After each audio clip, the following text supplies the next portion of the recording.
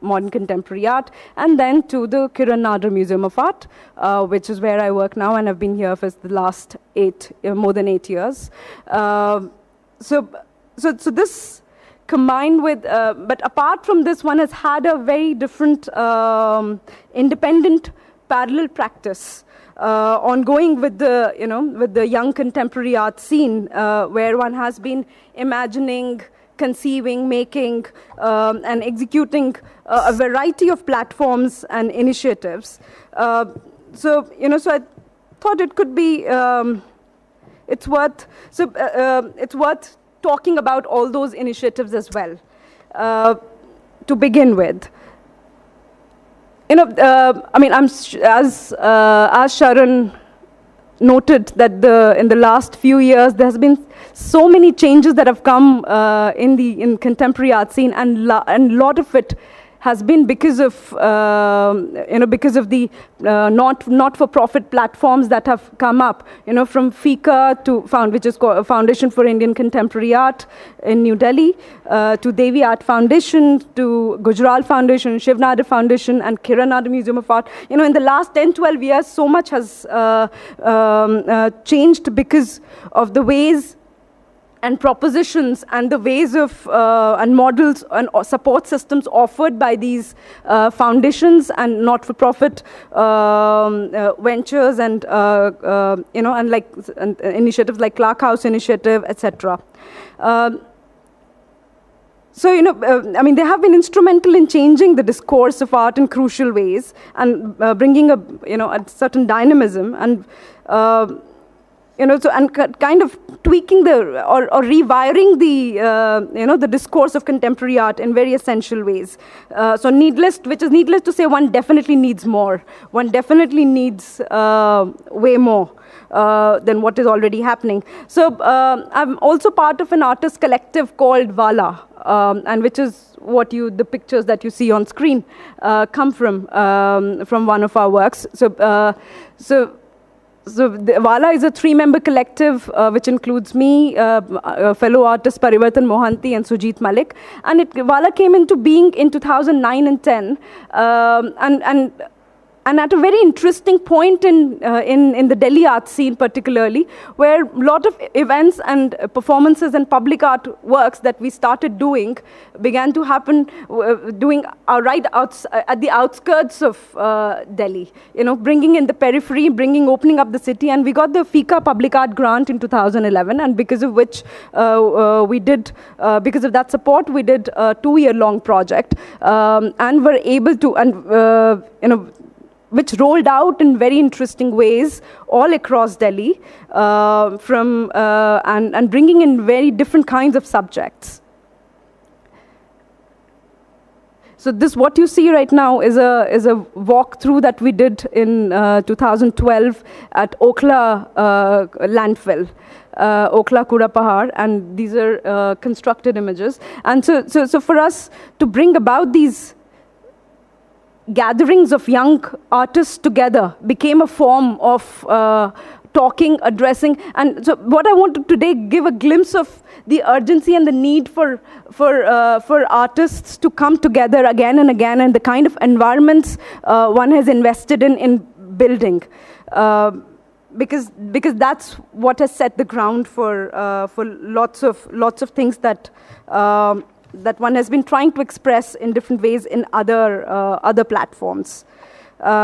So from Okhla Kura Pahar to so we would set out open calls for young artists to apply, and we would just gather at a certain date and a certain and these performances would follow. So all of this is happening in a group of like 20-30 strangers who have not met before, or which also sometimes includes friends who have been engaged. One has been engaging for a very, very long time. So. So from Okhla landfill to under a flyover near Nizamuddin Dargah and Sarai Kale Khan. So the discomfort of spending the whole night out with strangers on the street, walking, and trying to think of imagining a dawn together with strangers just walking around, but trying to converse, just the impossibility. So all of these have been exercises in talking, exercises in making abstract conversations. So what we were doing all that night was trying to speak. This is under a flyover under Sarai Kalika. So Sarai Kalika is the junction where is a bus terminal, as well as where there's a large train platform, train station, Nizamuddin. So you cannot imagine the kind of noise there is, and trying to speak to each other from there, and evolving a language out of that to Yamuna bank, and creating seed bombs and talking and so the conversation, what these conversations have been about, we can talk about that later maybe, and what that has led to. This is another work we did called Sprawl is Louder, Louder and Louder, again in East Delhi, taking where a lot of artist studios are there, and mostly young artist studios, and that becomes a point where most young artists, when they migrate to Delhi, land up, and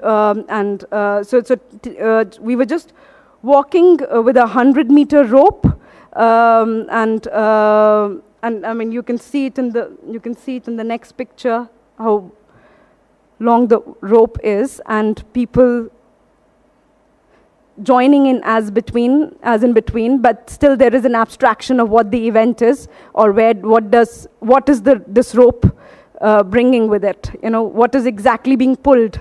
What exactly is happening? Who does it belong to? But then there is this entire festivity of something happening.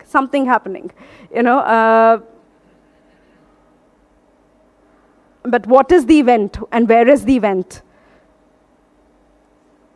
So one traveled across all different areas, but the interesting thing for us has been these sites, and how for FICA we were able to, among the few initial grantees, we were able to take FICA in relation and see it in relation to these different sites as knowledge systems, and giving access and becoming artists. As artists, becoming the medium for conversations.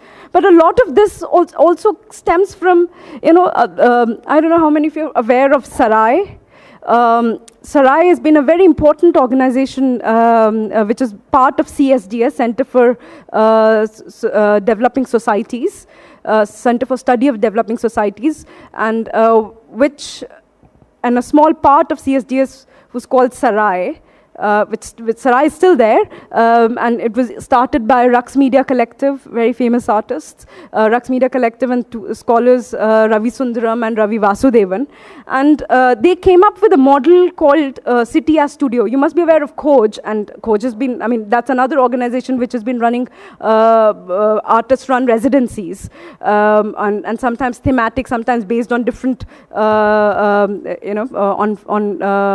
fashion, on art and science, covering different subjects. But this City as Studio residency was a very different kind of a model. So it brought together 10 practitioners from very different fields, from design, from architecture, from visual art, from graphic novelists, to engineers, to dancers. Over a period of 10 weeks, we were, and the very idea it proposed to think of the entire city as a studio, which became in fact a call to think of the studio space of the artist, and here is a generation one is looking at with very little resources, and with a certain certain loopholes also in a pedagogical system, and one has been talking, and there's coming across the subject of interdisciplinarity a lot in many discussions, etc. But it was for the for in very interesting ways. The City as Studio became a very important point of interdisciplinarity, where the exchanges between these practitioners and the city. You're going to Chavdi Bazaar, you're going to ITO. You're coming across the history and of certain sites, but also opening them up in terms of the economy, in terms of the way navigation of road happens, and how so through urban anthropologists. So a whole new field opened up for and imagine. I mean, this continuously happened for 3 to 4 years. So different batches of. So it created a interesting network of among the younger practitioners, and a vocabulary and and an exchange, which leading to discussions and artworks and collaborations. So collaboratively working became another very interesting point for us. I mean, like for on an open studio, I was part of the City Studio 1, with the first one when it started, but not as an artist, but as a repertoire. My project got, I had applied, but my project got rejected, but they wanted me in as a repertoire because that I had studied art history. So anyway, I was happy to be part of it anyway. So just creating moments and events. I'll keep going back to the idea of event and what it may mean and can mean. Like, for example, just like on the open studio of after the end of the first City as Studio, one artist just created a wire meshwork of what do you call them? Coiled heaters, and there was this one moment of performance where it all, short-circuited. So, and it was done just for that image, which you see right up there in the middle. So just that moment, that intensity, and that moment of short-circuiting happening was the event, and I kind of relate to it because and I think it will be for the whole of this session, we can keep going back to it because it is that intensity, and where is the art happening, and where is that moment, where is that intensity, where does it lie, etc. One kind of keep going back to it. So as I was saying, I was talking about Devi Art Foundation also, which started in 2007, and we have Amit here, and we have Mayank here, who have been associated and have done exhibitions at Devi Art Foundation, which was such an important, the way it brought together, it proposed a way to think with a collection, think about and think with a collection, was completely imaginatively new, opening up the large scale, the idea of large scale exhibitions and imagining exhibitions in a certain way, So, but because before that, we've had this idea of solo exhibitions and only group exhibitions and thematic exhibitions, but how to historically and in every which way, in different ways, weave it all together and produce a discourse, and through a collection, it began to create nuanced conversations, and important conversations, which should have been happening already 20 years ago. So coming up of these platforms really did something very amazing.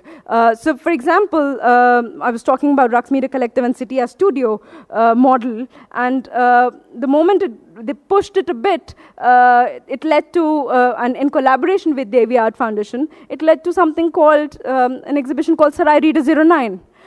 So when this Sarai Reader 09 opened, it opened with an empty Devi Art Foundation and a call for proposals, which was again put out. So open calls and writing proposals and format, when proposal writing becomes a way of writing, is another thing that I would like to keep throw at you, which is in this moment of precarity, a lot of young artists do depend on, and that becomes a tool, and so. so they opened an exhibition and at Devi Art Foundation, which is a very important museum and foundation, and they opened, which is just doesn't have any artwork; it's empty. But there are 25 proposals that have been selected, and printouts of those proposals have been put. So and over the period of 9 months, 2 more open calls go out, and all these people, like 100, I think around 120 artists joined in that 9-month process, and they inhabited Devi Art Foundation and built the show over the process of 9 months. So any time one would walk in, one would be in a studio sort of a process. One would be seeing an exhibition coming in and dissolving. So the kind of energy it had, and I mean, again, Vala had applied for a project, and we got who are not yet in the space. I mean, it opened up another imaginative possibility, which I think one should. I mean, one wants to acknowledge its openness, its ability to create. To believe in the abstraction, to believe to have a little faith. So some of the pictures are when the works have been produced. Also, like this drawing came up and was erased after that. So so as 25 artists kept coming in different set, so other 25 started leaving. So so works were overlapping each other. You're doing, so it was an absolute moment of being overwriting others' work and being part of a scene and creating a scene. And what does it mean by creating a contemporary art scene? And what does the discourse mean? So on one of this episode, second, as they would call it, as they called it, they invited 15 women practitioners to talk about their work or whatever they wanted to present in different sections of the exhibition space. So this is these are the pictures that you see where different women practitioners are talking about. So from there we'll take a jump. We'll come to Dhalao, which was also in the title of my presentation. So Dhalao is essentially, I mean, if you'll Google, I mean, if you'll look for the translation, it would be it will translate as fall or a tendency. But a Dhalao is also a place where, a space actually, which is built by municipal corporations outside each neighborhood, where the accumulation of trash happens. And it has a slight incline. It's just pure architecture, and it's for the convenience of it, for it to be loaded onto a truck and to be sent to the landfill. So Dhalao, I mean, I'm using it metaphorically also, but the Dhalao was an event, was a 2-day initiative that an artist, Neeraj Satpathy, did last year in his studio. So he has been in Delhi for like more than 8 or 9 years, working as a night supervisor with NCD. So at night he would work as a supervisor doing this work, supervising trash workers. I mean, the workers who work in the sifting garbage, and responsible to take it to the landfill. So he would be every night for the last 8 years. He has been involved, and in the daytime he would do his work. But through that process, he has evolved a very large body of work, taking material from that trash. And for example, over 3 years of over a period of 3 years, for example, he collected chocolates just in the month of February, because that's the trash that would come. In the month of February, it would, that's what populates it, So he would wait for it every year, and so he created a set of paintings. So his works are, of course, living things, which have fungus, which have many, many things happening and growing, and micro things happening, many micro worlds existing in his work. So of course, I mean, so obviously he's been struggling. So what he did was he opened up his house. He created a huge, I mean, he has a large, very, very large body of work in his house.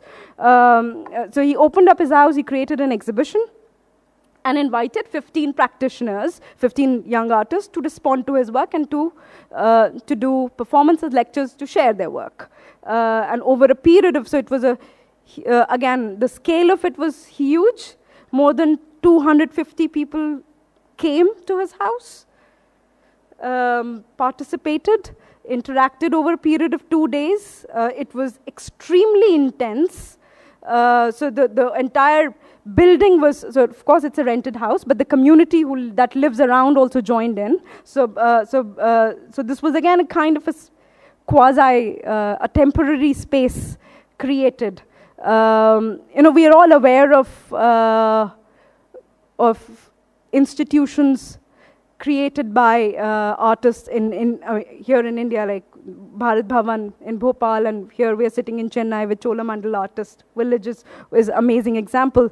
I think I'll talk about these examples. I can, because I was maybe later when I talk about my exhibition, Hanger for the Passerby, which had Cholamandal and all these artist-run initiatives in it. But here it's very amazing to see, how art. It's very important for artists to keep on creating these temporary spaces which come and go, and to keep their sustenance, their artistic sustenance on the go, even though some support, and these are completely self-funded, completely coming from money from here and there, etc. So most of Vala's work has come up around there, like all of us putting in things, but has been very, very crucial for the work that has happened in very different domains. So this is the work of a Japanese artist. So 15 of us just, again, created different scenes and scenarios. Games were played, different things happened. So maybe I'll just skip through over a period of night. And so this is the work that I was talking about, which made of chocolate and chocolate wrappers. So one has tried to be, I have been part of so many collectives and collaborative platforms. So another platform that one initiated with artists was called Bauli Tarer, which it was pitched as a community art space for artists, where everybody would pitch in 4,000 rupees, and as a kind of a workspace studio would be created, and and artist seminars would be led. So we kind of ran it for like 8 months, and then it had to end. So we did do a very interesting seminar called Mandvali, from Marathi. The transaction, and the idea was to talk about hate speeches, to talk about different forms of speeches, to open that up and see and investigate within this, so. And still, and keep finding occasions for the intervention of contemporary art. What can contemporary art, what twists and interesting ways contemporary art can re-enter the domain and the areas that spaces that already exist. Like, for example, we did an exhibition with another set of artists. All of us came together. We, in response to this gallery called Kahe Gaile Bidesiya in Allahabad. It's part of Manav Sangrahalaya. which is inside a research institute called GB Pant Social Science Institute. And very interestingly, they have a museum called Manav Sangrahalaya. And within that museum, there is a well-funded gallery called Kahe Gaile Bidesiya, which is dedicated to the indentured labor, because there's a lot of migration that happened from Bhojpuri, from that belt of UP and Bihar, and this is a research museum. So there are no originals in it, but this museum came about with the research of 3 institutions: one in Suriname, one in Netherlands, because there was a lot of Bhojpuri migrants went from Suriname to Netherlands, and this GB Pant Social Science Institute. So looking at an ethnographic museum like that, so we responded because one of the artists share that background. So we immediately, after a few research trips, were interested in engaging with that collection, in engaging. So we called our exhibition "Veh Pahunchne Ki Dasha," that state of arrival. So there is already a space like that exists, and when you're pushing it to to address, to assimilate, and begin making this collection talk in different ways. What does that intervention do? We opened it up in very interesting, playful ways. For example, this installation called Harami Tota was just a bend on, the museum was full of these parrots, and there are a lot of Bhojpuri poems noted in that museum on migration, where parrot becomes the company, it provides company to the woman whose husband has gone to Bides. But the parrot also becomes the quasi-husband, lures the woman and keeps company though. Yeah. So playing on that and playing on many different things like that. So from I would like to shift from that idea to artist museums. So we saw Neeraj's studio space, which is also quite like a museum, with lot of collection from which has been, again, one can say it has been dug out from the trash, which was it's a different kind of an archaeology that Neeraj conducts, and different kind of a geography and textures that he lays out then. And from that sort of a museum to talking about, it's a lot of artists. And India has had a dearth of institutions and museums, supporting works, but artist museums, so there have been tendencies where artists have co-opted have become pseudo-museums, have co-opted the processes of archiving and institutions within their artworks. So there have been a dialogue on institutions and institution making and thinking very actively happening through their works. So for example, very famous example would be someone like Amar Kanwar, archives evidences in which can be legally, which can be used as a resource for legal battles to be fought. So this is in relation to his continuous visits to Odisha and interactions with the local communities in the areas where there have been conflicts happening between local communities, government, and the large mining corporations, where land has been forcefully being taken, and so his work becomes one site of accumulating that evidence and the resistance movement of that has been ongoing for such a long period of time. So for example, he archives all the, I don't remember now how many varieties of seeds. I think it's 95 varieties of indigenous varieties of rice seeds that he has put in there, and which is again an indigenous knowledge system. So while talking about all of this, it also contains a lot of land records, records of alibis and records of people who really own that piece of land, and people missing, different, and then poetically asking. So the centerpiece of this work is The Scene of Crime, which is a video work, which you see towards, on top right. So he asks through this he asks very simple questions. Can an artist intervene in this scenario? And if so, how and where? Can new temporary cultural institutions and processes be created to respond to this situation? So very amazingly, the way he navigates his artistic practices, he kept running this so while this is an installation, and this work is being projected and installed in many different parts of the world, in New York, in Documenta, and in different places. He has kept that exhibition on in Odisha, in Bhubaneswar, in and this, obviously, it has many stakeholders. It's not just him. It's in collaboration with a large repertoire of activists, of journalists, and of farmers who are real stakeholders in this work.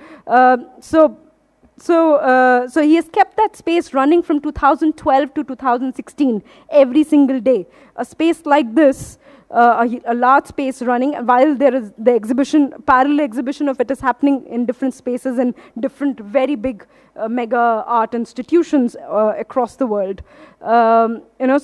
So that nature of commitment and the thinking of what an artist-run space or a museum space can be or can do, so it problematizes many and brings forward many interesting questions, important questions actually. And someone like Dayanita Singh. So see, there is, of course, it's all tying in between the commercial and the non-commercial, and also, of course, there are these works to be. There are also in different collections, but the way, okay, all right. Okay, so someone like Dayanita Singh, for example, whose Museum Bhavan, which combines a lot of her photographs. So, what I'm going to quickly do is, I'm just going to skip this and come to this. About Kiran Nadar Museum of Art. I'm going to skip that completely. The kind of work we have been doing, and through our exhibition programming, which informs how over the period of 9 years of our existence, our exhibitions have informed the collection, and collection has also informed the exhibitions that we do. So it's been a very interesting program that we've been able to lay out. But this is to say also that we exist in a very uneven, art ecology, with such a vast country and such and very, very, very few spaces. We have been interested in creating different alignments, and so I just quickly want to jump to this idea of a contemporary art museum that I think would like to propose. There's work that one is already doing, but then there is also in practice, curatorially and institutionally, one would like to do. Because one can, so it's China, like for example, within Asia, there's been a rise of rise of contemporary art museums, so there are lots of private art museums coming up every now and then, and which seems like clones to each other, but they're important institutions and have to be there. But from that cloning idea, I was actually thinking. What came to my mind was this particular instance of Dolly the sheep, the first clone. We all may remember that. The first mammal that was cloned, and whose life became quite a spectacle. So reading her, and her lifespan was of 6 years, from 1996 to 2003. And so one of the speculations states that Dolly could have been born with the genetic age of 6 years, which is a very amazing observation, actually, speculation. So the same age as the sheep from which she was cloned. So this, I think, could be among the most radical outputs of cloning, inheriting an age that you have not lived an age without a life. So this unnaturally gained conceptual age or unnatural inheritance of body history or muscle memory, not just DNA, but carryover of the physical time spent by the parent body into the new clone being can be related to the experience or the recent phenomena of cultural institutions and museums in South Asia. And because of the multiple inheritances museum as a structure or functional entity, comes up with each time. So this is also to say that private museums have this potential to take up the challenge of devising ways of displacing or channelizing this conceptual age or fatigue in rethinking the museum of the future. And the kind of museum of the future one imagines, I just want to quickly make two submissions here.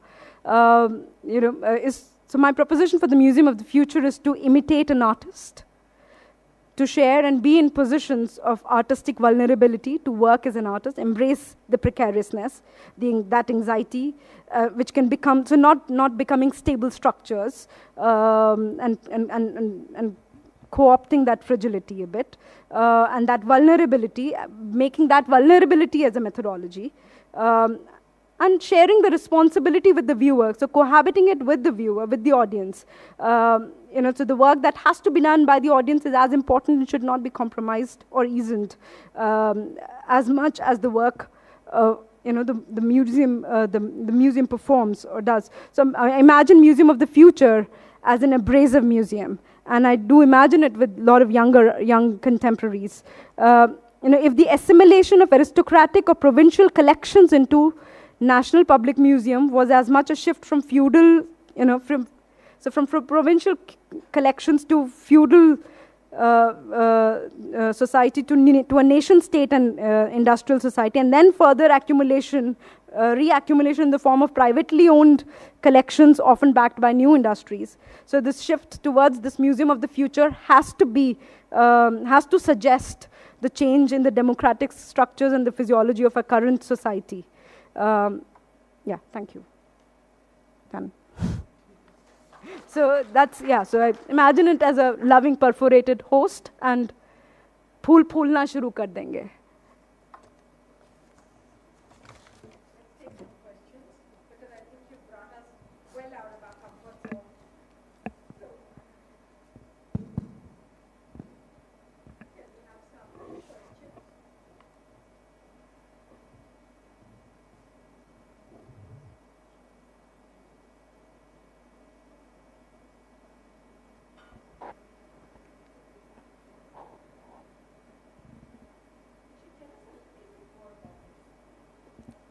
Okay. No, so this, I missed the entire section where I wanted to talk about KNMA, and within this, the kind of work that we've been doing in art education and in, where, I think it's a museum in a mall. We have two branches. So I'm sorry, I'm taking a detour to answer that question. So if one is in a mall, one branch is in a mall, and one is in an IT technology hub inside HCL office, and that's where the two locations are. But this is also a museum in a functioning museum, but also a museum in waiting for its own permanent building. So there's at no point we have permanent collection on display. It's always temporary exhibition that run from one to another over a period of set durations. But our scale of exhibitions and our nature of exhibitions and the durations have changed considerably since our inception. But we have been, over the last couple of years, collaborating with many different kinds of institutions and taking our collection as well as different kinds of exhibitions to different locations. Like, for example, with Kochi Muziris Biennale, we did an exhibition at Madhavan Nair Foundation, which is a private foundation in Kochi, established in 1985. But now, before, there have been things happening there, but not. But what we did was the way we interacted and intervened, and the way we changed their gallery spaces with our exhibition. I think they're still continuing with that, and the exhibition that we showed was called The 5 Artists from Kerala. So by bringing and then we did an exhibition in Jaipur with JKK. We've been planning an exhibition with Cholamandal for a while, and then with NID, and now just recently, tomorrow, an exhibition of Himma Shah will be opening at Bihar Museum in Patna. So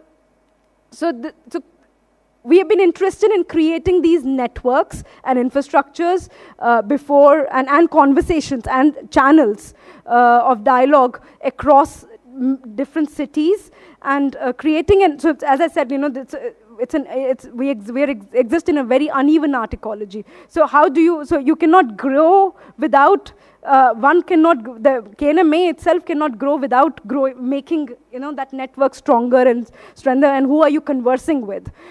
Is the question. So we have been So basically, this is to say that before the final museum building comes up, there seems to be we needs to be going out, and we do not wish to make that museum. So this proposition of museum of the future is stemming from there, where one is trying, like in my in the exhibition that I had done at KNMA called Hanger for the Passerby, one was trying to assimilate this and envision this museum of the future. Which would be about processes as well, which would be about all the artist-run initiatives and those intensities and those moments that I kind of partially talked about and tried to give you a glimpse of, and the collaborative working and why that is very important, and why that is actually the sustenance that is required. One can think of collection. How to move from a collection of artworks to also look at collection of ideas, to a collection of different kind of platforms. Like, for example, the Gujaral Foundation has been supporting many artist projects that have been participating in different biennales. So that's one model of existing. But one can also support different kinds of programs at different artist initiatives, and that could be a collection. So to think of collections in very, very different ways, and to bring that. So one does not stabilize the idea, because we don't have to do that. We don't have that burden of the colonial museum structure anymore. We don't have to address that. So thinking from the Kiran Nadar Museum of Art perspective, these are the directions that one would like to push forward, and through curatorially or in different ways, we're trying to work and assimilate these different grounds and different worlds. At least I personally have been straddling with. So, working with very, very different spectrums altogether, actually. Yeah. Okay. I think taking us to a very fluid form where the moment and where the event is the moment in art has been very important, because you've taken us right out of that colonial and brought us to today. Thank you very much, Akanksha. And Amit will take us to the next level, where he has been working with museums, he has worked with private foundations, he has worked with festivals. So Amit is going to give us a completely different view, moving away from the artist idea to more the festival and the non-commercial activity that goes way beyond the museum. So, Amit, can I invite you, please?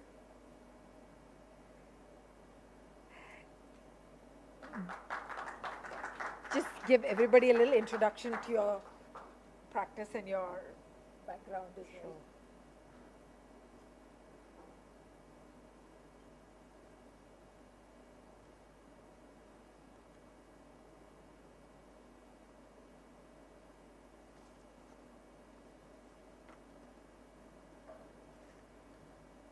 I think I need your help. Just have to press the play button on top. No, this play button top. Yeah, just this one.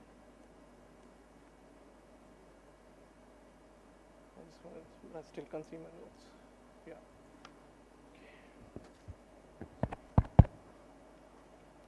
Hi, good afternoon. Thank you, Sharon, for having me back in Chennai. You always come back when you invite me, otherwise I don't. And to Divya to coordinate everything. She's been really efficient. So my name's Amit, and since I've been asked to give my introduction myself, I've been working in the museum sector for now almost 15 years. Started with Devi Art Foundation as my first job, and since then working with private collections, trying to figure out how we can make them into public spaces or public collections, but also then moving on and doing some projects with biennales and festivals, looking at the Colombo Biennale, which I had curated in 2014. But always coming back to the same problem or question is, who are we doing it for? Who are the audiences? And I think Akansha has laid a very good foundation for me to really take this to the next step, because she used the word burden of the colonial museum. And I think if you see the topic, that's what I want to talk about, is what is beyond the museum today.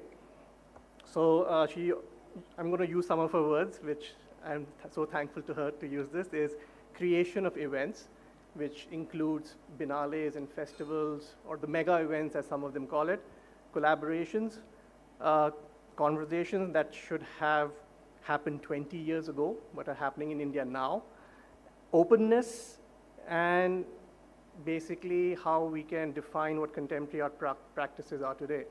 So this is what I will be talking on, and the emergence of the 21st century events that shape India today. So, baby, don't touch that. My personal experience in art has changed in the last few years since I've become a father, and discussing it today in the car, that how I started looking at art in a very different way, because my daughter goes with me to each and every art event, gallery openings, and then we both, including Kiran Museum, we've attended each and every show. And when we sit there and we look at things, I'm surprised at the way the different perspectives that come out. And I think this is one of the main problems we've been facing, especially in the state-managed museums, of how we can encourage or build upon the next generation of art enthusiasts. So it was very recently in Delhi, I think we did the toilet museum or something, and we were walking around, and you know how kids are, they want to go up close, they want to feel, they want to see what it's made of, unlike us, who will take a step back, where the guard comes in and says, baby, please don't touch that. And for someone like me who's been working in this field forever now, I'm like, what kind of impression did it leave on my daughter? Is she ever going to a museum again, be inquisitive, go up close, at least smell the oil in the canvas, because that's what I like to do, is to really go up close. But did this episode threaten her interest in art? And how can we make museums much more welcoming? How can we make that welcoming for all age groups, for all audiences? So this is one of the things I've been thinking about. If you look at this signboard, which was from the Hampi Museum, the ASI Museum, it just lays down everything you should not do in a museum. But in the end, it says, of course, it is still your museum, please enjoy it. So I really don't know how that's ever going to happen. But to almost reconfirm my fears that a museum creates a barrier between itself and its audience, very recently, one of the state-run museums in South India, the director took up the dais, just like I am here right now, and went on to record that if you're not interested in the art, please don't come. If you're going to sit in my cafe, please don't waste your time. And if you're going to sleep or have lunch in my gardens, you're in the wrong place. And I was like, here I'm trying to really grapple with the idea how to get everyone into my museum. And here a director of a museum is saying, please don't come to my museum. So what is this burden of the colonial institution we've been carrying with us? So I wonder if our museums would ever be an activity, a leisure, a wonder house, an amusement park, a mall, or a park where people feel much more comfortable, where people feel much more at ease, where they can run, where they can laugh, and where they can smile, have a cup of coffee. I wonder if our state-run museums are going to ever become that. Some have, actually. So if you look at this, even in 2012, there was a parliamentary committee that actually confirmed our fears that most of our museums are in bad shape. In fact, only 10% of our collections are shown for public, and they are not even rotated I wouldn't even say regularly, I don't think they're ever rotated.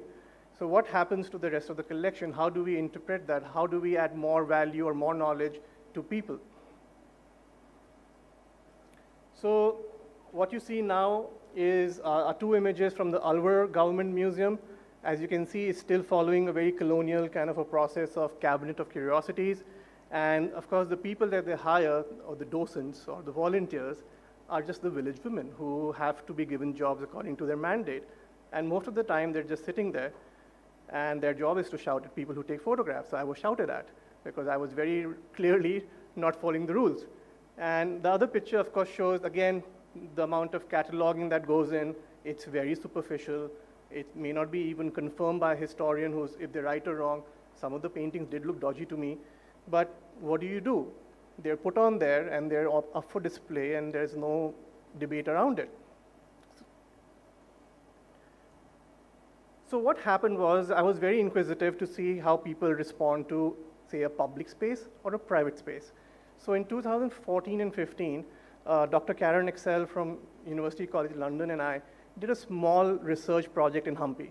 And so we looked at the ASI Museum in Kamlapur, and we looked at the JSW privately funded Place Hampi project, which are just 35 kilometers apart. So as you can see, on the left is a government museum. It's divided into 4 galleries. It starts with the Shaivite collection, then the Vaishnav, then a collection of Ganeshas. Whichever god doesn't fit in that basically goes in the garden. And, then it goes into coins and moves into weaponry. They tried their hand at doing something creative and put in photographs and a key magnifying glasses and see them. The first gallery was photographs. There was air conditioning. So it worked very well for the people who were living in a township. So, but moving on, you will see that the first entry level for both of these museums is this aerial view of Hampi. So on the left is the ASI Museum, and they've done a fantastic job to create that landscape with small pebbles and all to create those rocks, as well as the rivers and the temples and what's where. And on the right is Place Hampi, where you have this, it's not interactive, but it's still really eye-catching. And the best part is you're really allowed to go up close. You're really allowed to go and put your hand on that and see what you're seeing, unlike the barrier that has been set by ASI, though in a good way, because if kids were there, they would jump on it anyways. But the whole idea is that why do you want to distance yourself from your audience? This is what I'm trying to get at. So this is again the Hampi Museum. I'm still trying to figure out the audience reactions here. But you know, there's an important art piece on that pedestal which is now being used for keeping lunch boxes. And on the right are 2 women who are just loitering in the verandas. It's lunchtime, it's siesta, village gossip, whatever you want to call it. So during our research, we came to some very interesting findings, and these are that the need to create a green space that acts as a civic space around the museum for cultural reflection and discussion was very high in the audience. They all loved their gardens. While both the institutions focused on the interiors, the museum as a forum was established outside the building in their lavish manicured gardens, and that too through the agency of the visitor rather than the intention of the museum itself. In both the museums, their gardens became locations for community engagement, panchayat meetings, evening strolls, luncheons, and siestas. Respondents wanted more trees, more fountains, and more cafes, even in the village. These findings form the basis that how our museum were not able to keep up with the time or able to keep up with what the audience was looking for. And this is an image from the Kochi Biennale. And you can see how just one image of 2 women sitting and doing nothing to 2 women really, you know, going back to their childhood in a way and on a swing transforms the way art is being enjoyed. So if you look at this, so I'm talking about what the contemporary models are for engagement with the arts. So keeping in mind that the museums have not been able to deliver, and these are more or less the state-run museums, and so new initiatives started cropping up. Akansha spoke about many more of the artist run, but these are the 3 or 4 big ones that came up in India, which was the Kochi Biennale, the Serendipity Art Festival, much more recently was the Sculpture Park in Jaipur. And of course, in your own town, you had the Chennai Biennale, which unfortunately, please excuse, I'm not speaking about. So the emergence of mega exhibitions, so most of these exhibitions now are called mega exhibitions. All the theorists are trying to see what their impact is on their own countries and artistic production. So these mega exhibitions across the world, be it biennales, festivals, fairs, and parks, have created new models that step away from the traditional and most often static museums and have a direct effect on contemporary art production and urban regeneration. So Kratz and Karp have defined a museum as temples of civilizations, sites for creation of citizens, forums for debate, setting for cultural exchange and negotiation of values, engines for economic renewal and revenue generation. If you look at that definition very closely, almost everything but one is the same thing as what the Biennale is trying to do or a festival is trying to do, because they have become much more discursive, much more accessible, and much more inclusive. These models are often compared as an alternate space to the museum, a platform that encourages experimentation, discourse, and deliberation, and enables the artist to look beyond institutional boundaries. I don't know how many artists will ever get a chance to show at the Chennai Museum here, but if it ever happens, and if they get a chance to, say, intervene in the Chola Bronzes gallery, I think that would be something. Are these the events of resistance? So Ranjit Hoskate, when he was looking at when he was theorizing the Biennale, called it the Biennale of Resistance. The Kochi Biennale was called a Biennale of Resistance. But I'm going the step further and saying that since I'm talking about the festival, the fair, are the events of resistance which are coming from a traumatic past, a cultural lethargic approach that the government took for so many years. So that's a collage from the Kochi Biennale. I'm just going to read their mission statement, so some of you who haven't been there have an idea. The Kochi Biennale seeks to invoke a latent cosmopolitan spirit of modern metropolis of Kochi and its mythical past Muziris, and create a platform that will introduce contemporary international visual art theory and practice to India, showcase and debate new Indian international aesthetics and art experiences, and enable a dialogue amongst artists, curators, and the public. The emergence of the Kochi Biennale as a public-private artist-led initiative became an example for regeneration of contemporary art production, community engagement, revival of the city, and at the core of it, education and outreach. Since its inception, the Biennale has engaged more than 15 lakh footfalls and reached multiple folds through their social media, Instagrams, Facebook, and whatnot. So 15 lakhs, so I think I haven't taken the right figures for this year, so once they release that, it could be more. The second one which came up was in Goa, the Serendipity Arts Festival, which is a long-term multidisciplinary cultural event and is curated by a panel of artists and institutional figures with a vision to have a positive change in the arts. Under the mission, Serendipity focuses on collaborative creative practices through community-engaged learning experiences, create accessible environments through programming, and encourage cultural exchange. Serendipity is also the driving force to promote patronage in arts and a driver for its arts education by engaging with the young artists and students. Their unique model is in its inherent focus on inclusivity, which is, again, the word, I think it's the 21st century word, all the museums and all the biennales are talking about it, but how we can take art more and make it accessible to people across age groups, across different castes and different anything else. And in the last 3 editions, it has reached out to 8.5 lakh visitors. I'm not even looking at their social media campaign. The third one, much more recent, is the revival of the Nahargarh Fort, and is the Sculpture Park, another not-for-profit public-private partnership that was inaugurated in 2017, making it India's first contemporary sculpture park.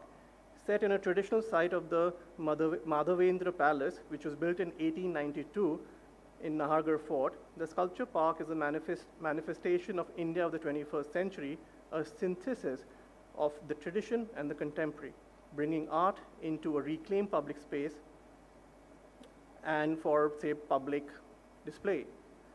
It engages in a year-long program and showcases global artists working with sculptures, using this platform to build upon the cultural tourism and community engagement through a young artist program. In its 2 editions, there have been 48 artists from all over the world that's shown there, and in just 1 month in December, they had 1 lakh people. And if you look at, since it's a year-long project, of course, the number of people who go to the sculpture park is much more. But what's very interesting is over the 14 months they've been around, there's been a 21% increase in audience. So Madhavendra Palace is already a tourist hub. They're not as popular as Amer, but there were, since it's a ticketed sale, you get to know the number of people who go there. So, but because of that, they could figure out there's a 21% increase in ticket sales and a 29% increase in revenue for the government of Rajasthan, which actually was the sales pitch for them to continue this project even while the dark clouds of election was looming. So is this the clearing in the museum that we've been looking for? So this is an image from our project at the Museum of Art and Photography. We did that at the Kochi Biennale, where we had this international, we had this French artist, Georges Rousse, who came down, who works site-specific spaces, and he paints them first and then takes a photograph. So if you see this image, it looks like a 2D picture, but it's actually over many planes that he does it. So we didn't realize the impact of this project when we did it. We knew it would be fun, but if you see the amount of Instagram posts it's got, it's become actually the most Instagram image of the Biennale, and people have really gone to extremes to enjoy the work of art. And I thought that for us was a great success, that they came, they didn't expect anything intellectual out of it, but for them it was just being a part of a project and to enjoy it. If you look at the next picture, just some collage of Instagram posts that we documented, but the middle one, the one in the center, had 31,000 likes and 224 comments. I mean, will a state-run museum ever manage to get that kind of interaction, is my question. So what contemporary art museums, which are private museums like the Kiran Nadar or Devi Art Foundation were, while it was still very active, and now MAP, which will only open next year, but we're trying to reach out to as many people as we can. So the emergence of the Kochi Biennale in 2012, Serendipity, and the Nahargarh Fort has added a new discourse as examples of what can be called the post-museum era, or the clearing that allowed for freedom in traditional museum setups. The 3 organizations have had footfalls that may be seen in a handful of the government museums, with more than 3 million people expected to visit these events since their inception. The online reach for these events can be multiplied many, many times over. 98% of the household survey respondents, it's actually a great study, you should Google it. It's really, I mean, I did a very small survey when I did my dissertation, but Vidya has really gone out there, done this like a 70, 80 page research, and with amazing graphs and knowledge that she's got from interviewing the people. 98% of the household survey respondents stated that the Biennale was a fantastic thing for the city. 96% said they will come back. I think that's just amazing. If 96% of your audience wants to come back, you have a very, very successful plan. So are these the museums of the 21st century, which attract footfall, believe in collaborations, use interactive and digital media to share their collections, engage the community through participation and outreach programs? The location, of course, is very important for all 3 of them, because there's Goa, there's Kochi, and Jaipur, which are really the heart of tourism in India. And all of these cities already have that infrastructure of an airport, a railhead, hotels, marketplaces, other things to see. But what the events added was the cultural aspect, a cultural festival, which, for example, in the case of Bilbao or Liverpool Biennale, they re-energize the city to get what we call the monopoly rent. By adding a cultural event to these cities, there has been a boost in cultural tourism and creation of employment and revenue. Just to give you an example, for one of the editions in Kochi, the average number of nights spent went up by 14% by a tourist. And the revenue to the government just in the first month of the Biennale went up by 12.22%. I mean, how can a government say no to money? I think that's the model. So these are some more graphs, which you can see. 22% of the business owners earned twice as much as they were earning otherwise. So again, they've got the right model where even their audience is happy because it gets them more revenue. And some more graphs which people say what they liked about it. It was very good, it wasn't very good, was it friendly to the people, friendly to the kids? Please go through this thing whenever you get the time. I'm happy to even send it to you if you want. So moving on to one of the main aspects of these events is what I think some of our museums have really failed to do, is to engage the next generation. It's something that we've been trying to do, or I've been trying to do as a father, is to cultivate my daughter whenever we go, so that even if she doesn't take up the same line I am in, I would be really happy if she has some culture in her life, because it makes you think differently, it makes you a different person altogether.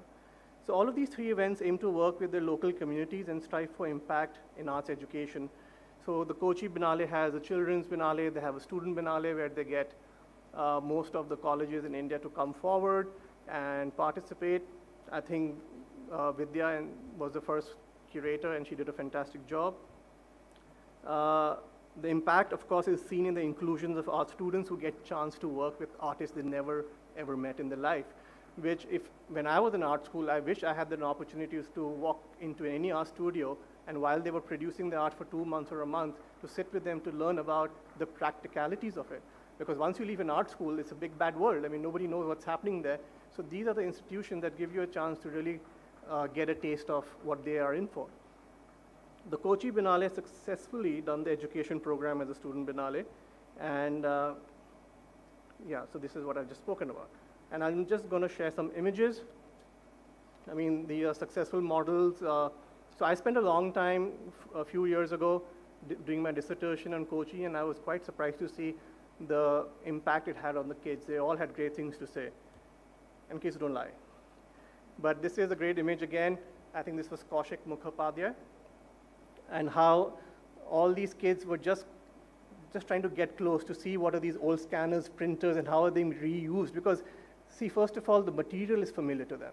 This is the generation that will react more to an Apple phone or any mobile phone or a smartphone rather than a Chola bronze. So how do we engage them? So I think contemporary art production is a way that you can really engage them, to ask them bright questions. And imagine the same girls going through a government museums in a line, almost like a train with finger on the lips, because that's what I've seen. And I think most of you would have seen that when school visits do government museum projects, they are really stiff. They can't even move. And then you see this where they're all, smiling, cheerful, they want to see what's happening, and I think that's the big change. I just put this image because I thought it was fantastic. Nothing to say about this. What Serendipity did very well is to make it accessible. So they've actually roped in a consultant who's done a lot of work with other private institutions in India, but to give, so that each and every person, especially a person with disabilities, can enjoy art. And I think this has become the most important factor for any museum in this country, especially even for us. While we open next year, the accessibility has become the crux of the Museum of Art and Photography. And we're trying to figure out ways. It's just not about doing Braille text so that they can understand what was the written text, or coming up with 3D different kind of models so they can feel and touch. It's how do you intellectualize it? Where rather than these two things, anyone who comes to your show goes back with something. How does a colorblind person see your app or your website? I didn't even know what that was till the time we had this meeting, and now we're trying to figure out ways to achieve that. So just to give you some ideas of art production that's happened in Biennale, so you'll get to know what's going on. I mean, I chose this image to start with as the first image, because this one is what really shakes your ground. So I'm trying to just say the same thing of the old museum, the colonial museum, and then you have Anish Kapoor's Whirlpool going in there. It really takes the ground off under your feet. You don't know where you're standing anymore. And I think we are at this point where we're trying to figure out what is the future of museums in India. Are these going to happen through mega events like these, or are they going to have it through private initiatives that are going to keep coming up again and again? My daughter loved this one, by the way, when we went to the Kochi Biennale 4 years ago, and she still remembers it as the washing machine. And I think that's the way it is. I mean, and we don't need to really give it a title. We don't really need to see what Anish Kapoor is trying to say, as long as you remember something that you saw 4 years ago. This year, I was really amazed to see the inclusion of an auto rickshaw driver in the Kochi Biennale. So this is Bapi Das, and who drives an auto rickshaw, but also does a lot of embroidery, embroidered-based paintings. And he had documented his life as an auto rickshaw driver and on the streets of Calcutta. The reason I really associated this was because when I was doing my master's and I was in the Middle East, being a South Asian is really not the best thing there. You're really at the lowest form of your food chain. So I spent a lot of time with the security guards from Nepal or from the drivers from Bangladesh or Pakistan, and I kept asking them, so have you been to the Museum of Islamic Art? Have you been to the Qatar Art Center and this and that? It says, no, we haven't. And I said, why? Because it's your Sunday off. He said, we'd rather go to the Corniche or the park. And why not the museum? Because we're not allowed there. And there's no sign that says you're not allowed, but this is what the museum structure is. People are really afraid to even step in. And how these festivals are breaking that, they're becoming more inclusive. If I had known Bapi Das before, I would have really loved to work with them, but I'm glad that the Kochi Biennale has taken the step to showcase things which are not in mainstream, which also reminds me of this gentleman Akansha spoke about, the MCD guy, sorry, what was his name? Neeraj. I think that was fantastic. It took me back to Negchand, who had a daytime job and did the rock garden at night. I mean, these are the real talent which we need to find. Not an Indian artist, but again, an artwork. It's called Sea of Pain, which was inspired by this young boy being washed ashore when the boat sank. But again, how you can be a part of a work today. You don't need to be looking it from a distance or just seeing it in 3D, but you can actually immerse yourself in it. You can walk into it, and you can experience maybe a part of what the artist is trying to say. So art is no more bound, in these kind of events, it's no more bound to just the usual. Anand Joshi, this is from the first edition, who used these mosquito repellents. And I don't know how many of you saw this, but when you entered it, it was a very different kind of a feeling. It was completely dark, and all you could see were these lights. He tried to replicate a South Indian temple, but instead of using the mosquito repellent, he put in the ether in it. So it smelled it had a very strong fragrance. So again, as an individual, or as someone who doesn't know art, but you walk in and you're like, okay, I can smell art. So technically, yes, you can smell art, and you can enjoy it, and you can walk in, and hopefully it will change your life. And please touch it. In most of these cases, you could touch what you were, or you could feel what you were walking into. Photorealism, don't give me the 10-minute sign, I have the timer here. Photorealism is always something very easy for people to understand. And in this case, I think I have followed Abir Kamarkar's work for many years, but this is the first time I really responded to it, because the way it was shown and executed, it almost felt a part of the building that it was given a space in. And that was the magic of it, where at some point when you took a picture, you didn't realize it was the real wall or it was an artificial canvas. So again, art production can really make you think differently. Aurojit Sen's project during the Serendipity was quite interesting. It was fun, if I may call it, where he documented the Mapusa village with some of the students he was working on. But in the end, it became a jigsaw puzzle. So if whoever went to Serendipity, and when I actually did a quick day trip and I walked into the last gallery, I saw like 40 people in his space, all trying to figure out, play with the jigsaw puzzle. Just go back to the image of the two ladies on the swing, or go back to the time you spend with your kids at home playing with them. That's what excites me, where art is no more a distant thing. You can walk into it, you can enjoy it, you can become a child again. Serendipity is also one event which is looking at collaborations in South Asia. So this was a project they did, which was called A Tale of Two Cities, where artists from India and Sri Lanka spent some time in Anuradhapura in Sri Lanka and then in Banaras in India. But again, the point is that why are we so stubborn when we start curating our galleries in the state museums? Why don't we ever change it? Why don't we look at cross-referencing at what's happening in today's time. So this was a great example that they could put in of how two different countries were thinking at the same venue. This is the Nepali artist Yudhishthir Maharjan, which in fact for me this is Ranjit Hoskote's curation in the last edition, The Sacred Other. And what was interesting to see is that he came after a gallery filled with popular art, like posters, company paintings, some oil paintings of Goanese artists, shadow puppetry, and then comes up this contemporary Yudhishthir Maharjan out of nowhere, but he still managed to fit in.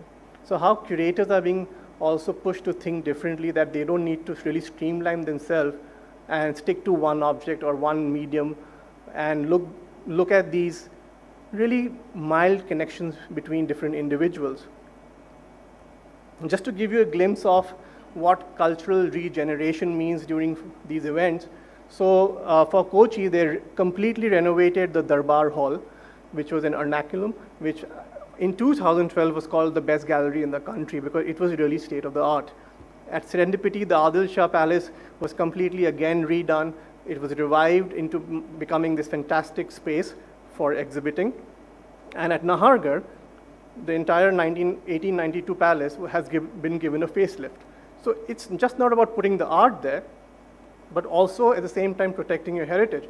I saw some images, I'm really sorry I couldn't make it for the Biennale here, but I saw what happened, say, at the Senate House in Chennai.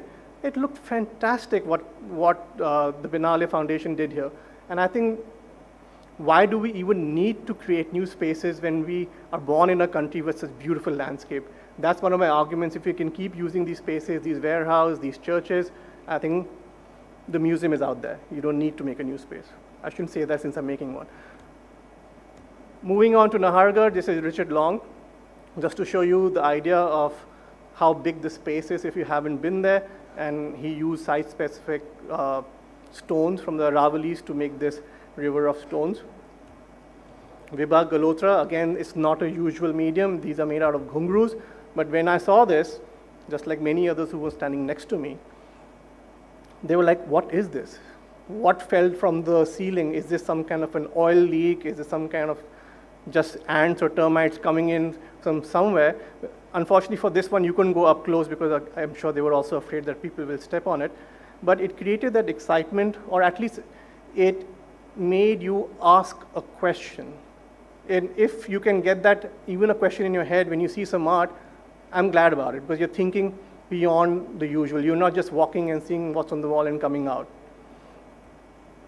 Talking about familiarity, so everybody knows what the ambassador is in Rajasthan. It's been, till 5 years ago, even, it was the most important taxi that every domestic tourist or international tourist had sat in. But again, to see it parked inside the palace, or to be, of course, molded in steel, is something a lot of the visitors were quite fascinated by. So again, in my short time I spent there, but the amount of selfies the people took with this ambassador was something that I won't forget. So the Post Museum, what is the Post Museum? So Hooper Greenhill suggests our understanding of the museum has changed. It has shifted from the modernist museum, which is based upon the transmission of knowledge, suggestive of hierarchies and gatekeepers, to what she terms as the Post Museum, which through more fluid processes and collaborations focuses upon cultural approaches to object and art. And I think this is the phase we are in right now, where we explored the Heritage Transport Museum in Manesar, and it's cars and planes and ships, and believe me, no girls likes that. But for the first time in a museum, I saw my daughter run, and she was running and laughing and having fun. And I said, if a museum which is meant for, I'm sorry to be very gender biased, meant for boys, if a girl can enjoy it, they've really, really managed to do something right. She had a ball, and if you haven't been there, I would suggest you should all go there. It's in Manesar near Delhi. So a passing thought, I have 4 minutes left, is the Bihar Museum, which you mentioned, Akansha. So this is a trip I did a few weeks ago. It's made with a budget of 500 crores, which is quite a large sum of public money that has been spent. And believe me, I was there geared up on a day trip, and it's not a short flight from Bangalore, but this is what I saw. This is a museum where 500 crores have been spent by the government, and I walk into a gallery to see that. And I said, what happened here? Unfortunately, what happened was the collections haven't been transformed from the old Patna Museum to the new museum for the last 3 years. This museum opened 3 years ago, and it's still like this. It's run by semi-professionals, maybe, but if you look at the other image where these 4 people are walking, this is the contemporary art gallery, and I'm 6'2.5" and believe me, these paintings were above my eye level. So I don't know how you or even a 5-year-old will enjoy them. I don't want to end my presentation always talking about negative things. So this is still the Bihar Museum. What they managed to get right was to create this children's gallery, and believe me, there were more adults here than children. They were here, they were taking selfies with their family, they were sitting on that throne and becoming a king for a moment. There were these concave and convex mirrors, and again, everybody wanted their pictures in it. Once in a while, I heard the security guard that fire his whistle because somebody must have got too close to something. But the energy of this space was fantastic. Again, art did not need to be something so structured. It could have been just something they could have enjoyed. And believe me or not, this has become a tourist hub in Patna. I don't know if they're going for the air conditioning because Patna has a lot of power cuts, or for dating because I did see a lot of couples. But even if they are, I'm just glad they're spending their time in the museum for hours. I was shocked at the figure they gave me of ticket sales in a month. I think it was more than, sometimes in the summer holidays, which are starting now, there were more than 1,000 ticket sales a day. And for a government museum, I think that's a feather in the cap. So it's not all is lost. On that note, I'm going to leave you, but saying that hopefully the Post Museum will have more interesting things to offer. I think it took us to another space for sure. It took on a India Darshan, actually, you know. Yeah, sure. Where, who? Yeah.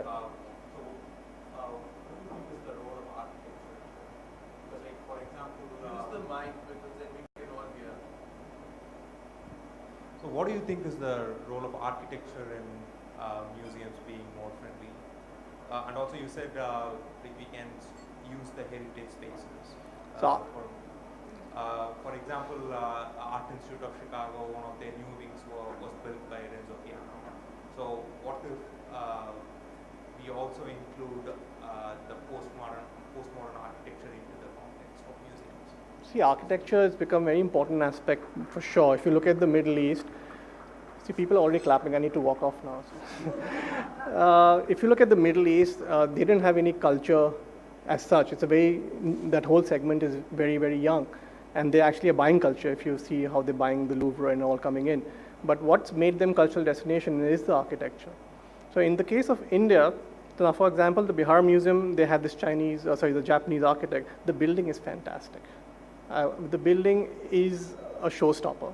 But when you make a building, like every gallery of theirs is equivalent to this room. So, but what were they thinking when they were making this? Because none of our artworks are actually going to take up that much space. So architecture is important. At the same time, it has to be planned in a way that it somehow feels part of that city. It should just not be a spaceship that lands up from nowhere. So in our case, in Bangalore, we've kept the architecture very, very simple. We've got a local architect. But only a few weeks ago, we realized that in our architecture, there was a big flaw. We never thought about disability. I mean, I'm not talking about ramps again. I'm not talking about wheelchairs. That's basic. So as long as architecture, fine art, and keeping the audience in mind can go hand in hand, I think you got a success story. But if you just dump in a place, and I'm going to be critical of the Bihar Museum here, and just expect things to happen, it won't. So it really needs to go hand in hand. Yeah. But of course, it is a showstopper. People come to see star buildings here.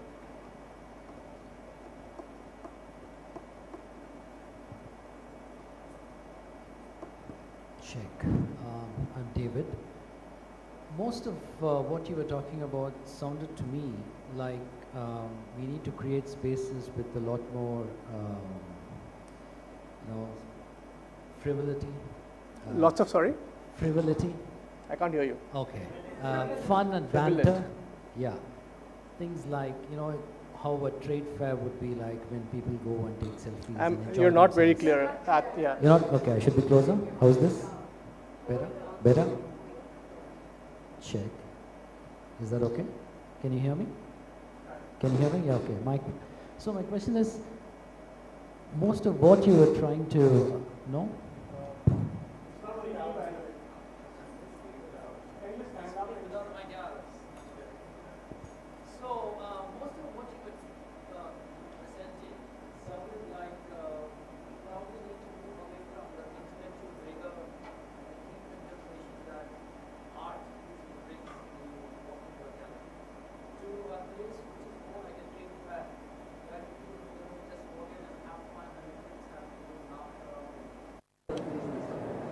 So, are you kind of looking at the definition of art itself changing?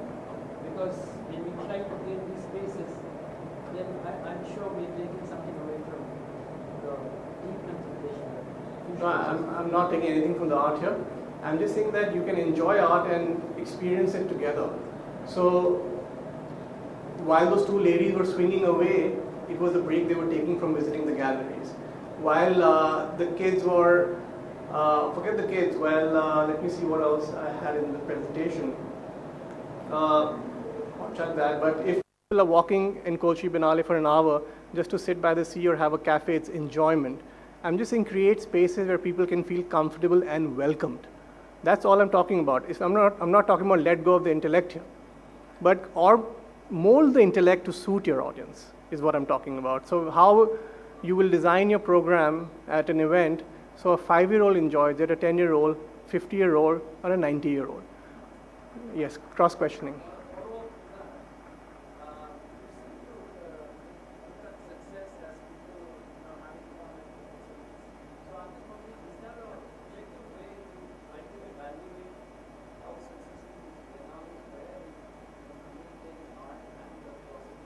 That's what I said. I'm going to send you that report. I'm just made it much more casual here of talking about selfies and all of that. That's just one aspect. But most of these events, if you do your groundwork and you speak to the people who are visiting, will tell you great stories that they've gone through or they've experienced, or something like that. Oh my God, I didn't know that existed right outside my house. Or for example, if you take Subodh's, the first Biennale, the Subodh's large boat he did, a lot of the local community, they took their selfies there, but they all resonated with that work because it was the boat that was used a lot of times in their own life. So if you're trying to say that I'm trying to redefine art, I'm not. I'm just trying to say that art has to be enjoyed in multiple levels. And those are the levels which, if you go to a state museum, is very, very static. But if you go for events like these, you find your way around it. You find to enjoy it. That's all that I'm mentioning. I think it's also another mind space. It's also addressing the mind space slightly differently. Nina, you had a question? Yeah, I just wanted to say that going to a museum, whether static or physical, is not basically in our culture. Is not basically in our culture, is what I feel. Because even if you go abroad, very few people have museums on their itineraries. I mean, this is my experience. I have a travel company, and that is why I'm saying that if you say that, okay, would you want to do a museum?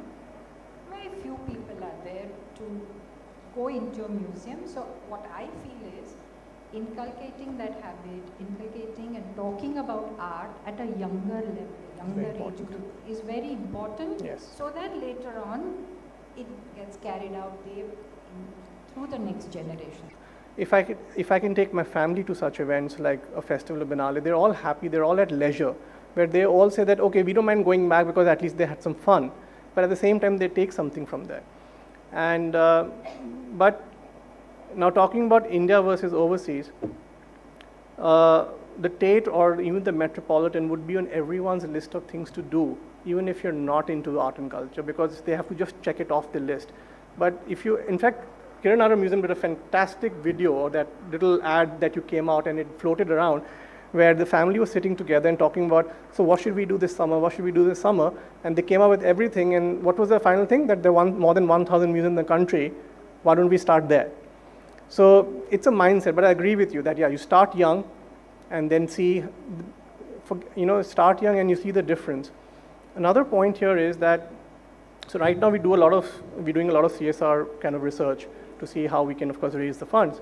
People look at the different aspects of India through, say, poverty, through education, through healthcare and this and that. And when we say that give us money for art, they say it's not a vertical that we do. And when we're always trying to go back to them and saying art is not a vertical. It's actually a tool to achieve all your verticals. You put art in anyone's life today through any of these, either the museum or these festivals, and they will look at healthcare differently. They will look at education differently. And believe me, it will lead to some change. It's not going to happen maybe in my lifetime, but maybe 2 generations down, it could make an impact. So yeah, I totally agree with you. Thank you. This is Narasimhalu. You said that Bihar, this 3 years is neglected, that a new museum, the 500 crores, even Patna museums, whatever is not transferred. Is there NGO somewhere there looking after that? They are asking the question, right question to the government, why this money is not spent properly. That's one question. Second thing, in the intervention of mobile technology and IT, how that art also, because we can also discover the art, understand not only in the urban centers like this, in different villages, we can identify artists and bring to the notice. Because I will quote an example on 18th Business Line supplement, one Catalyst supplement was there. In that one, 2 brothers created an app to identify talent on the football in the village level and brought it to those who are the multiple talent, what the talents, the record number, they enter into that, then the people all over the country can identify, bring them to the urban center to play in the team. So like that, this type of art, some app somebody is created or will be creating, that is okay. What my... So the first question is, I'm not too sure if there's an NGO looking at this, but the reason for the transfer is very simple. All of these antiquities have to go through a process of transfer. And even though it's only a 3-kilometer transfer between the 2 museums, it's stuck in bureaucracy and government change and elections that happened for a long time. And there is no director of any museum who wants to take onus on this transfer because it's worth millions and millions of dollars. So yes, but as an individual, sir, you have a full right to go and ask them this question. So I think you should do that. And number 2, regarding an app being made to nurture talent from villages, right? That's what you were trying to say. To identify talent. So I don't know if there's an app there, but I think there's enough. Last question, Divya. There's enough happening in India right now where a lot of these private foundations and even galleries are now really scouting for talent, and they're sending their research teams all over the place. I know you really can't reach to every nook and corner of this country, but also I realized that the smartphone has really entered into as rural as it gets scenario. So there's may not be an app, but there's enough exposure that is happening across the country now. I may be wrong in it, and I may not have answered your question, but I'm not too sure if there's an app. I'll take this last question, then it's high tea. I'm keeping you away from tea, and we can discuss it over tea. Hi. Just wanted to mention, across your presentation there comes a thing like state museums are not doing enough. But I came across this wonderful show, India and the World, by National Museums. I just wanted to make a mention of that. It was fantastic. It was fantastic. I totally agree. And that's why I mentioned that not all state museums are having a bad day. In fact, the CSMVS is one of the most well-respected and well-received museums of the country where, I don't know, but whenever I go there, I have to stand in a queue. And I think that's one success example, and that's also based on leadership qualities of a museum. At the same point of time, look at an institution right across the CSMVS called the NGMA, where very recently there was a big uproar when NGMA announced that they would not hold any more externally curated events. So I'm giving you 2 examples which are 50 meters apart. So it's based on leadership and based, also CSMVS is not a completely a government body. It's not a government. Yeah, it's not it is a completely an autonomous body that runs on its own. So they don't have to respond to any governmental kind of policies that need to run. So, and I think Sabyasachi has done a fantastic job there anyways. It's his calling. But happy to discuss this over tea. Even I need one now. I want Akansha to go back to the mic. She has something before we go for tea. Okay, sure. Thank you. Thank you. So, can I have the slide back? I missed answering your question properly, and I think in the light of what Amit has shared and discussed, I thought it's worth going back to and reading out the missed point. No, I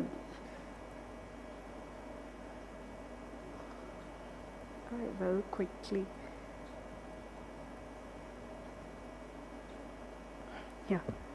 So you asked about फूल फूलना क्यों शुरू कर देंगे या फूल फूलना शुरू कर देंगे. So this is a phrase that I borrowed from young artist Muskan's poem. So she wrote this poem titled as "The Flowers Will Begin to Flower."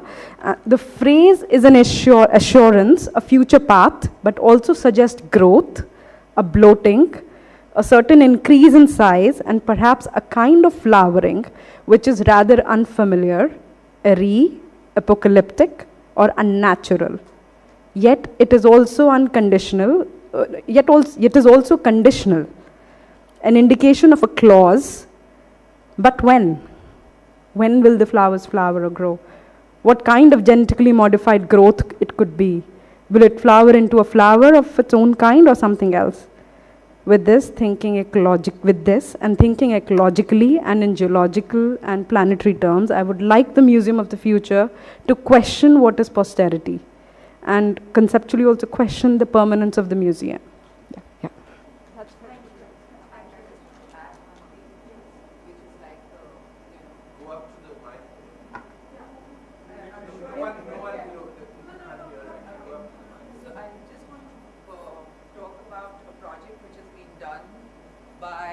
A young artist who is from the institute where I teach, so I'm very proud of it. And he got the FICA grant, and he is making a museum, which is a public art project for him, in Bolangir. So it is in, oh God, do you remember? No, it is not constructed with indigenous sort of, ways of putting together architecture. This kind of place, which doesn't look like any museum, it's created by the local people, and the local people take their repertoire there. So it could be something which belongs to a family. The family puts it in the museum, but the family takes it back. And this idea of a living museum, I think, is brilliant. And if we are talking of, museums, I think the future is already here. Yes, I think this journey is definitely taking us in another path. So before we go to the next couple of sessions, which Sharmila and Ram are going to take, I think let's just get ourselves a little bit of coffee and tea. By the way, it's not high tea yet. The high tea is at the end, but there's something to munch on before we go on. So this is a good little break for about 10 minutes. Get your coffees and let's get back to this, because I think what the next two sessions will address a lot more volatility in the country, a lot of things that are being addressed, which I think a lot of, there's a lot of, I think today here in India, we're feeling the heat of many things, and I think both of them are going to come to that. So let's get the coffee, we need it.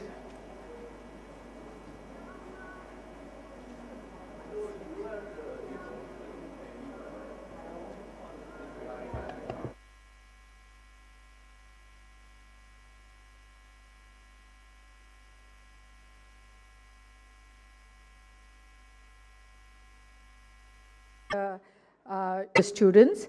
I've interacted with some of the teachers at the Shiv Nadar and have found that it's very, very open and very welcoming. So I think it's in keeping with the trend. Let me invite Sharmila. Sharmila's talk will be on public and community-based practices in art in India. So she'll, of course, tell us more about a lot of the things that have happened over the last few years, about the different groups that have formed and different things that she's been part of. And before we go on to Ram, who will be the next speaker for this afternoon.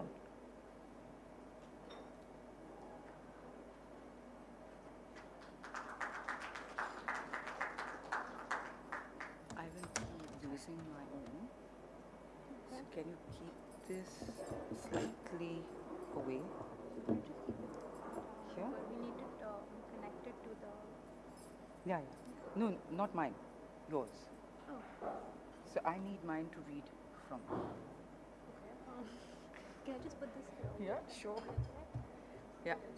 But you need to switch the slides. Okay.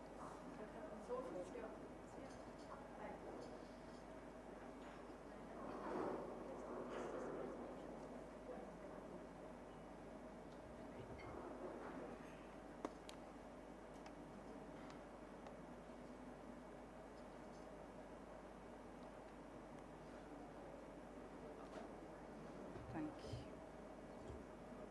So for switching, you can just... Yeah, I'll do that.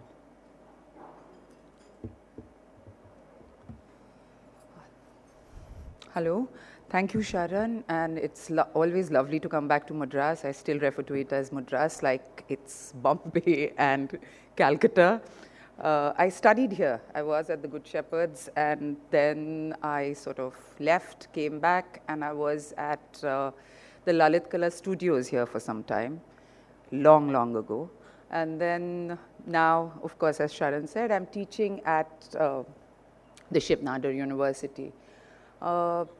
The thing that I would be talking about is the kind of practice that we started when we were younger, much younger, in the 90s.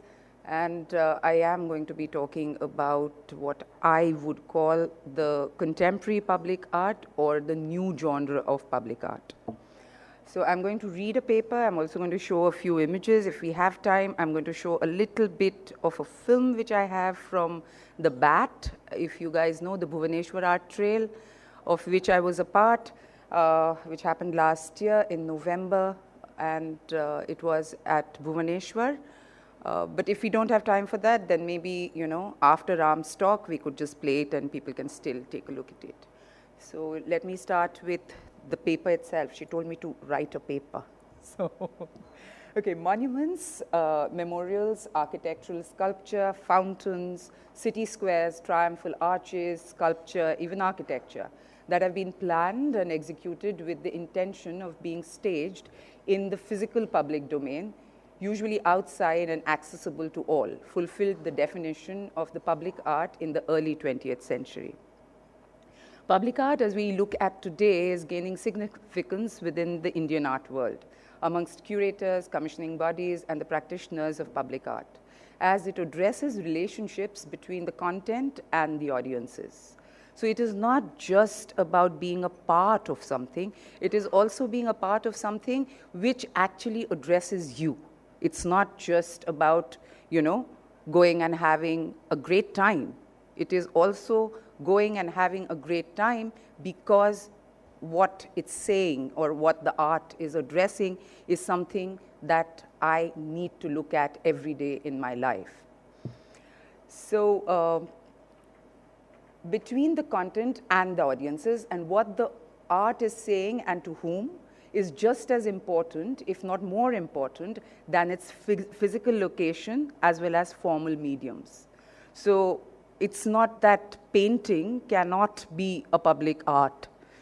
Graffiti, not the kind that we see in India, but everywhere abroad. In a lot of places, graffitis are great places where the migrants, where the people who are living in the margins of society are actually exchanging places of safety, places of interaction, and it's not just a decoration. So as artists, one is looking at art which means something to me. So I look at myself as an artist citizen, and because I'm a citizen, everything that happens in the socio-political realm around me affects me, and my work addresses that. One of the examples of a great success is the Artists Unite. Chennai also had an Artists Unite event, and we were a few of the guys who kind of initiated it in Delhi, and then it just spread like wildfire. It spread because, not because it was an event which people wanted to be a part of, it spread because it said something, it appealed to people who had a certain kind of revulsion towards what is happening in the country. And that is why so many people, 600 signatures, so signatories were 600. On the first day, it was really sad because the rains came down, so the gods were against us, but the people were not. We had about 6,000 people, and then it started raining. We were really sort of very worried. But on the next day, when the rain came out, 25,000 people came. And these are not the usual art-going public. This is people from the Purani Delhi. They are from the RWOs. RWO is the residential housing committees, who wanted to come because they thought that they had a place where not only could they enjoy, but they could share their voices. They could share what they felt. And there were things around which made them comfortable enough. So there was food, there was a whole lot of art, there was performances, there were all kinds of artists, artists who they admired, and also just street artists who were from amongst them. Since the 1990s, the clear differentiation of these new practices from previous forms of artistic presence in the public space calls for alternative definitions. Some of them are more specific, like relational art, or, okay, I'm sorry, I'm a professor, right? So, participatory art, dialogic art, community-based art, or activist art.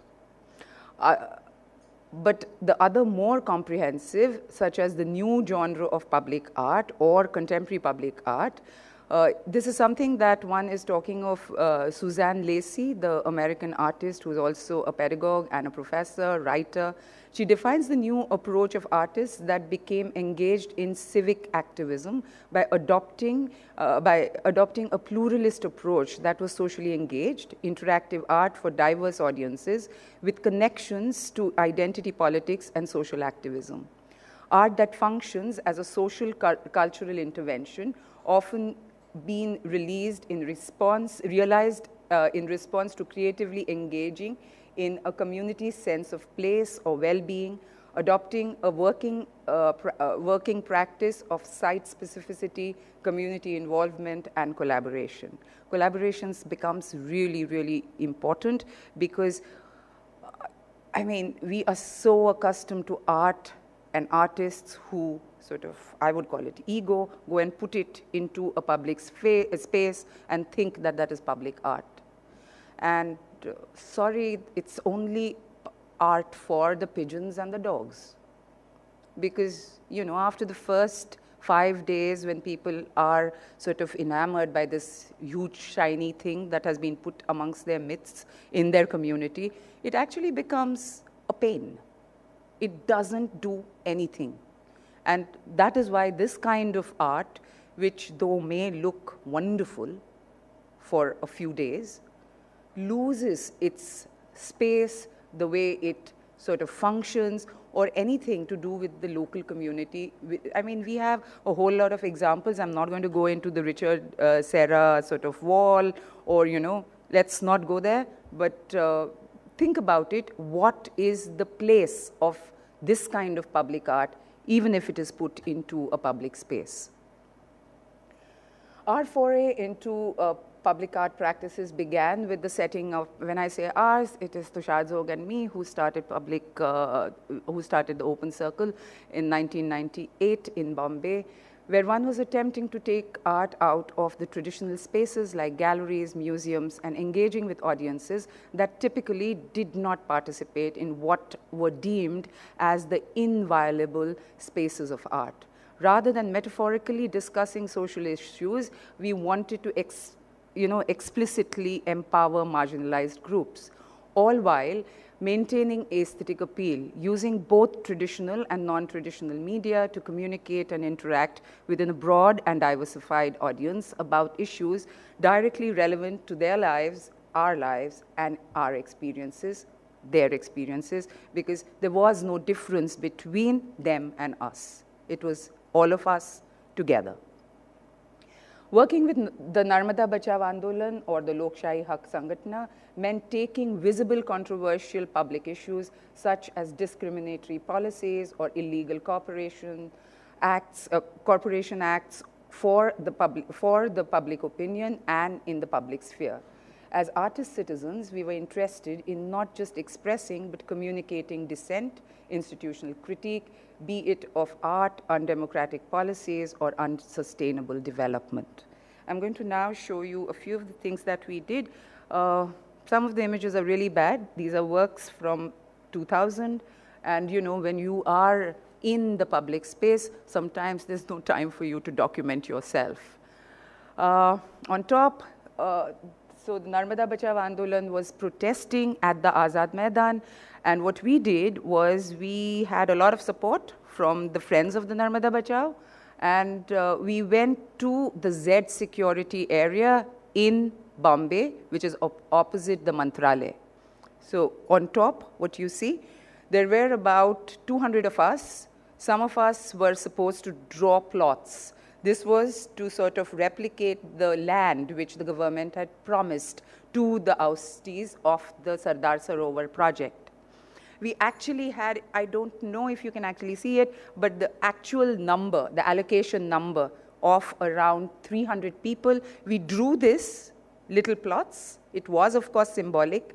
It caused a bloody jam. We were all picked up. We were taken to the Kulaba police chowki.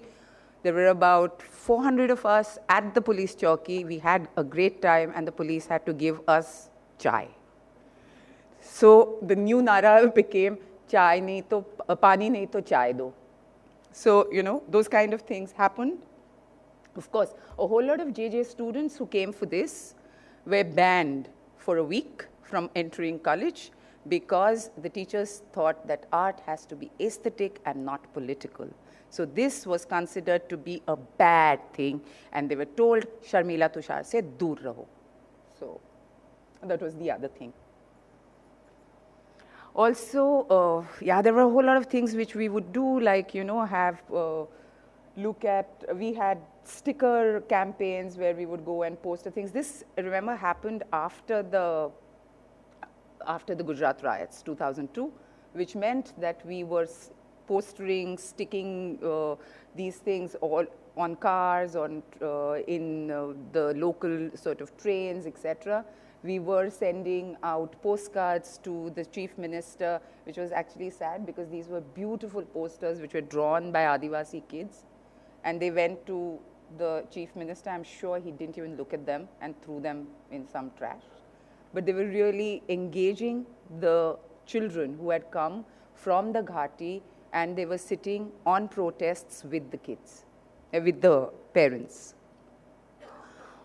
Also, we had made props for morchas. It was the first time that the Muslim community actually came up to protest after the Gujarat riots in large numbers because of the attack in Afghanistan. Oh, sorry. We also had a whole lot of study circles. So, I mean, this whole thing of how art cannot actually happen without understanding why one is making it. Why is one actually making the kind of art which is relevant to the times that we are living in? So we had study circles where we would get a practitioner and an activist together, and they would talk about the same sort of situation. Like we had Surabhi Sharma, who had made a film on Jarimari, and we had Girija Gupte, who belongs to the Lokshahi Haq Sangatna, who was trying to gather the people of Jarimari, one, to sort of form labor, to form unions, so that they had some kind of an agency to fight the people who were employing or firing them, because, without any reasons or without any sort of earlier notice.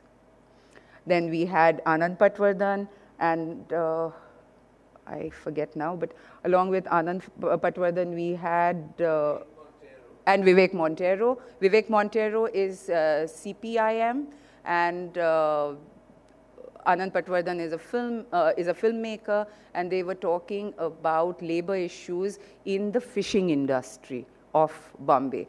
One of the other things which at that time was really big was because the Bombay, Sea Link was being built, and the building of the Sea Link actually cost a lot of fisher folks their livelihoods. What had happened was that the Kolis, who are the indigenous original inhabitants of Bombay, live along the Mahim Causeway, and their houses and their boats were just so that they would go out into the Khadi, which is just the sea across, and they would come back with their fish. But after the building of this sea link, they've lost their livelihood, which means a fishing village which was there for almost 200 years now does not fish. And yeah, so there were these study circles which we did. Then we had a thing called Reclaim Our Freedom, where we looked at the Kala Ghoda region, and we had a series of 7-day continuous events at the Kala Ghoda region. So I'm not going to really, I'll just show you these, and most of the things are there. So we had billboards, we had lots of people.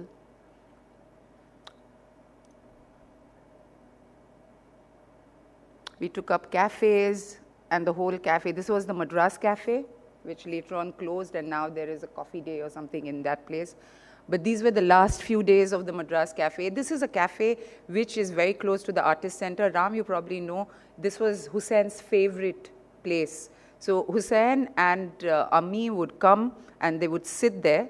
She would be sitting in the car, and he would go eat at the Madras Cafe, and he would send her food. It was the place where Sousa and, everybody hung out there. And unfortunately, it had to close.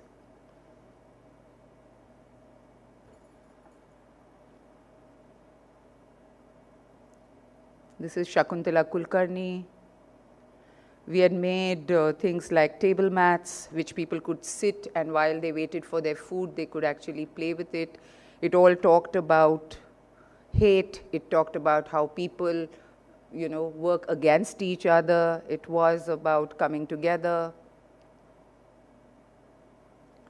So billboards, we realized, these are strategies which we have to come up with and understand as artists. Every billboard that you see has to, by government rule, give the billboard for 1 month every year for public messages. So when we figured that out, we had a number of billboards that we could go and approach, and we would invite artists to go and display their work there.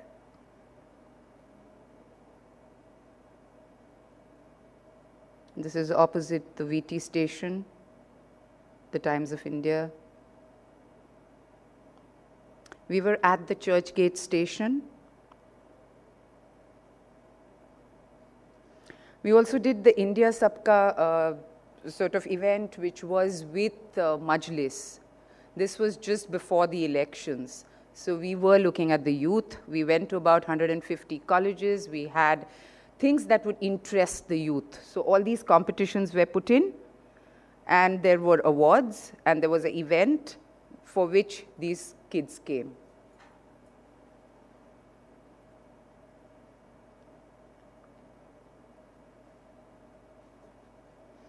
Games were designed, stalls, and there were books, there were all kinds of, there was a film festival, there were videos of artists which were played, there were art installations, and there were awards for everything. So, you know, a large number of students, almost, we had almost around 300 to 400 entries for each and every one of the earlier things that I showed. For each one of these, we had 300 to 400 entries. Competitions. We've had a number of screenings of both artist-made videos and documentary films in various places, which are, again, it could be a Basti, it could be the Bandra Promenade, it could be all kinds of places where people would be asked to gather. Also, what we have done is, in those days, remember this is early 2000, so Majlis was the only NGO which would give out what was called the beamer. It's not a fancy projector like this. A beamer is like, some of you who have used it, it's huge. You need 4 people to carry it.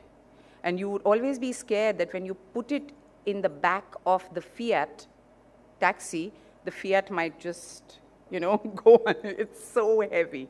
And then sometimes we had to always have our Vinod Shetty, who is a pro bono activist lawyer. We would always have his number with us, because some of those films were not to be screened. They would be without censorship certificates, but we would still do it in colleges, and sometimes we would be caught. So people like Vinod were very, very useful for us.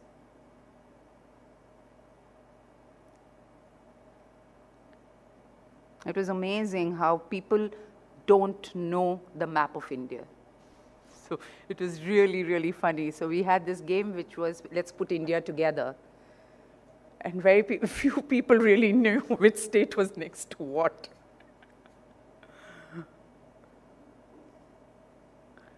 We had a newspaper,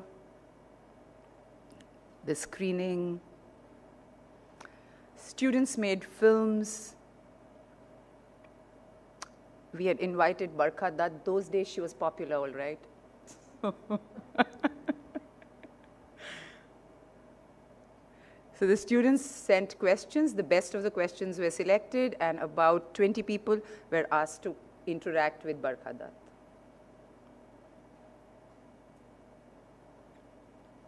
Making of T-shirts, making of coasters, making of posters, postering, a whole lot of graphic elements were made, distributed, sold. Also, Tushar was the convener of the World Social Forum. So when the everybody knows what the World Social Forum is. It is an opposition to the World Economic Forum, which happens at Davos. So the World Social Forum happens in Brazil, in Porto Alegre. And after the first 3 World Social Forums, for the first time, when they decided to travel, they came to India, and it was in Bombay. So when the World Social Forum came to Bombay, Open Circle, Majlis, and some of us got together to form a collective, because we wanted to sort of say that, you know, activism and art go hand in hand, and art has a very important role for social sort of change and intervention. So these are some of the things that we did. The first event was, of course, to tell the people of Bombay about the World Social Forum. And one of the ideas that came up was that we would paint 2 trains, one on the Western Line and one on the Central Line. Bombay, you know, is one long place, and there are 3 railway lines: the Western Line, the Central Line, and the Harbour Line, which kind of connects because it's a long north-south kind of city. So these are like the arterial sort of passages which connect the whole city. So we painted 2 of these trains. We had about 46 artists and 170 art students, more than 8 art schools from Bombay, Thana, so from all over. And Bombay itself has about 8 art schools. Not all of them were allowed to come.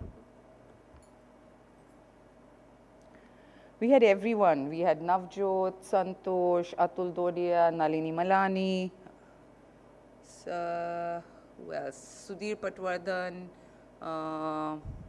Shakuntala Kulkarni, Santosh, Rekha Rodvitya. I mean, a whole lot of artists who painted trains or the outside of the train.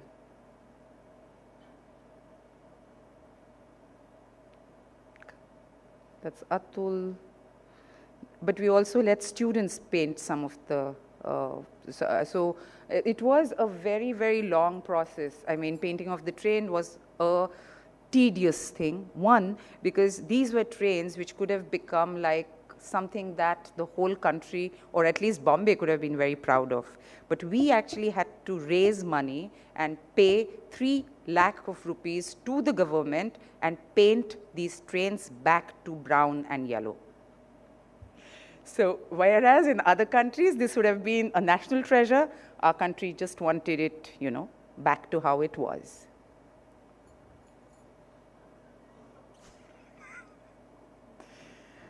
But I mean, what was amazing about these trains was we would often go and be at the platform when we knew the train is coming, and there would be this, which was wonderful to see and hear and experience.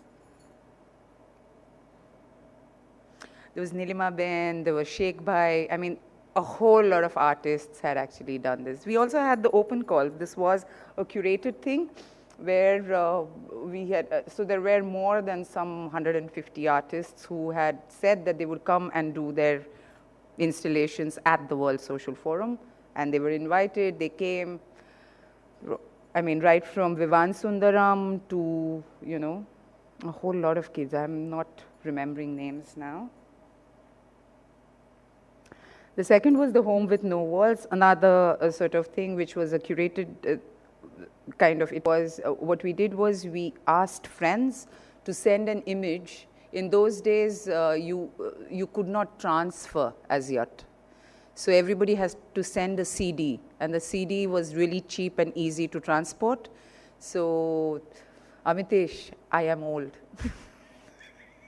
Amitesh was just telling me in the morning that, oh God, when you say some dates, I realize how old you are. So getting a CD was wonderful. It was really like liberating because, you know, you could send an entire show of videos, but on one CD. And we've done a whole lot of curations like this.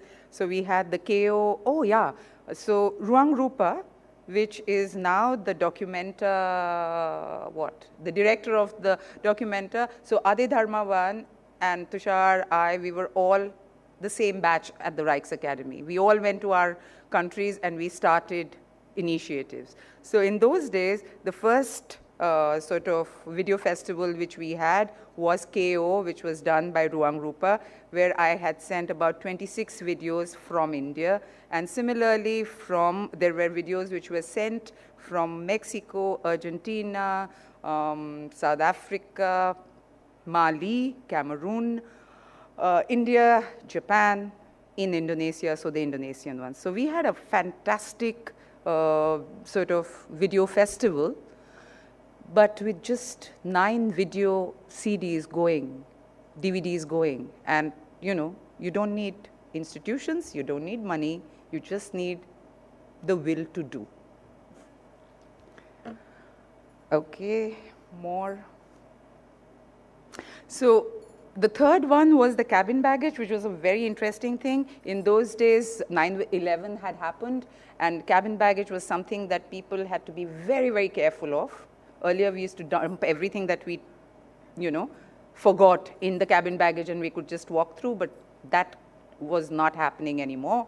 So the the sort of curatorial note was that you have to carry something in your cabin baggage which will then transform into work. So we had invited Talur, Sheila Gowda and Aisha Abraham. I'm trying to see if, okay. But also we had invited our partner initiatives from the ones that I told you. So each one of them, so this is Leo. He had come from the Taller de Serigrafia in Argentina. Argentina, if you remember, had just had that big demonetization kind of situation, and everybody, the artists were on the streets, and Taller de Serigrafia were actually making posters on streets and postering the whole of Buenos Aires. So they came with these screens in their cabin baggage, and then at the World Social Forum, they would just, you know, people could take off their shirt or their dupatta or their shawl or their bag or their rucksack, and they could get a print that they wanted. It was all for free. So this was the cabin baggage. These are our various. So that one is Talur. He had come with a baggage which had a fish that sang. This is Sheila Gowda. She had made cow dung cakes that looked like a guttery. And then these are some of our other partner initiatives.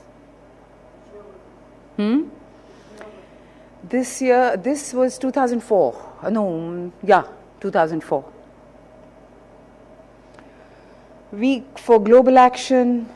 So we were showing at a particular time on a particular day all over the world. There would be a whole lot of these artist groups which were showing films about world peace, etc. Also, a whole lot of engagement within the community meant that you work with one group of people or one community. You don't sort of, you know, because this was self-organized, we were not waiting for somebody to invite us, and then whenever we thought that we wanted change, we would go and initiate the whole process. So Tushar and I worked very closely at the Annabhau Sathe Nagar, which is in Mankur. All those who know about Bombay would know that the blue thing on top is the dumps of Bombay, which is almost 150 years old. So that has been the dumping grounds for the Bombay city for more than 150 years, which means all the sort of toxins have actually leached into the groundwater, and actually people shouldn't be staying there, because anything that they grow, or if they take water from down, it is toxic. But yeah, so a whole lot of things like street photography, making graphic novels with kids on the street. This is after the slum demolitions of Bombay, if you remember. Okay. Okay, I'm just going to quickly go through this. So this is Gulistan. All these photographs are by her. She was part of the street photography workshop, and we realized that this woman who had just taken a camera in her hand for the first time made the most amazing frames. And so we made a postcard book for her. It was a wish fulfillment of sorts, because when I asked Gulistan why was she in Bombay, because she is from Azamgarh, UP, she said because बहुत सुंदर लगा. So I said, Sundar kahan laga? So it was in, of course, Hindi films. And so I said, so kya sundar laga? So she said, nahi, sab jo dekh rahe the. I said, aur actually yahan aake kaise laga? She said, Didi, main wahan abhi tak pahunchi nahi hu. She was in Bombay for 5 years. She hadn't even gone to the gateway. So we had two weekends where we asked her a list of places that she wanted to go, and we shot her in those places while she shot those places from her point of view.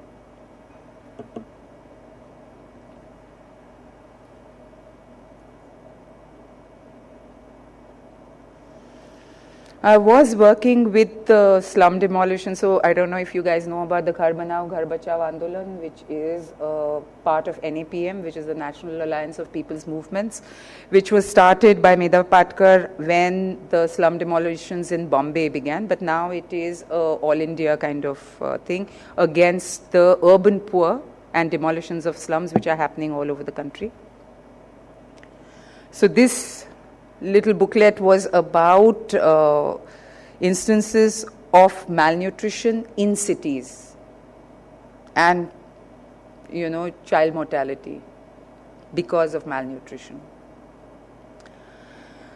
And that was the time when Open Circle was invited by the Busan Biennial to be a part, and we realized that what was happening in India, in Bombay at that time, had happened in Busan 25 years ago. So, and we had a good budget of 3 lakhs. So I designed this bag, which could turn into a desk, because with the slum demolitions, along with the houses, about 10 schools in one area, which is the Annabhau Sate Nagar, were also destroyed.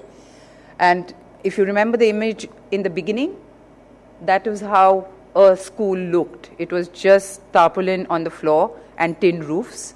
And after giving them the bags, this is how the school looked. The bag had legs which could be attached and could be removed. So you could use it as a bag, but you could also fix these legs.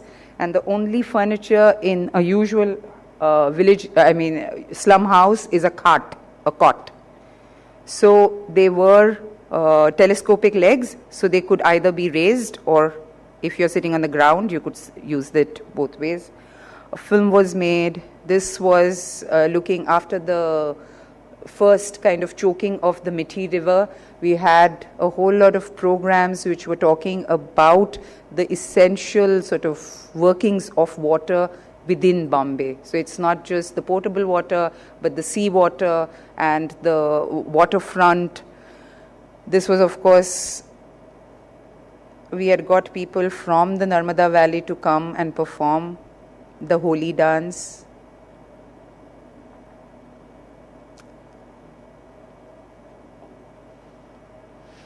The other initiative that I want to tell you about, so Open Circle as an initiative stopped working in 2008.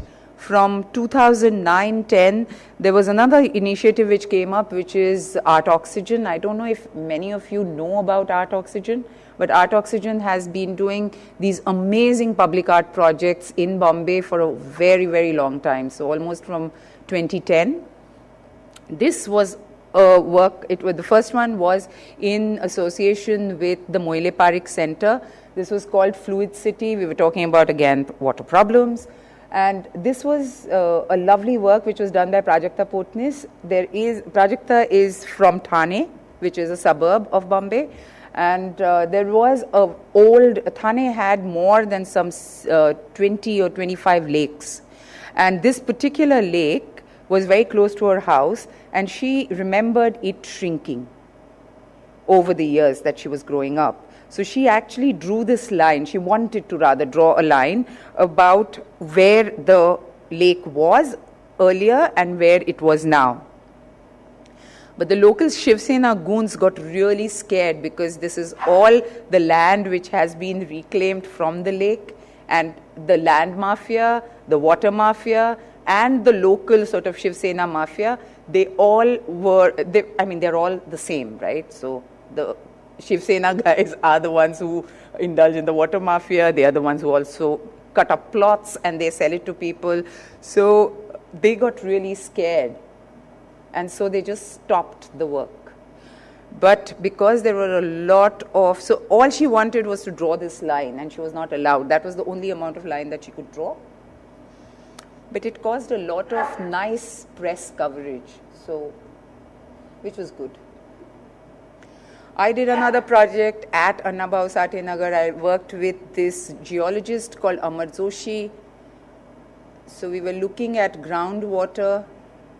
Annabhau Sate Nagar, I've been working with them for almost 10 years. So one knows what is it that is essential. There were at that time 25 taps. Time? Gone? Okay. So there were about 25 taps for 3,000 families. And the elections were due. So we knew that if we could get enough press, more taps could come. So I did this project there where it was okay to just make these small wells. I mean, it didn't start off, I thought, you know, being this, let's collect money and let's make a big well.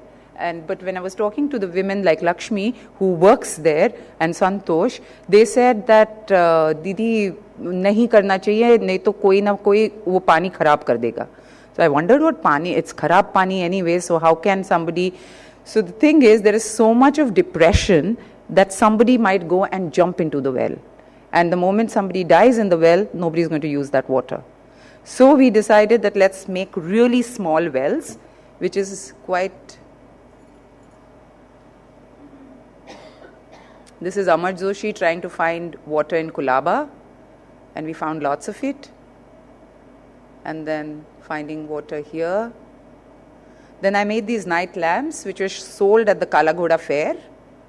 And the money that we raised from that, all the people at Annabhau Sathe Nagar, they sort of gave Shramdan, which means they gave their labor for free. So though we just sold a few of those lamps, we collected around 70 or so thousand, but we could make 4 wells. And because there was a whole lot of coverage, and because the Garbanao Garbacha was also fighting with lawyers against the municipality there, soon enough, just before the elections, we had more than around 60 taps which the municipality sort of issued around there. So in spite of having the wells, which were used for only about 5 or 6, let's say, months, they got the taps, and then these wells became redundant. But yeah.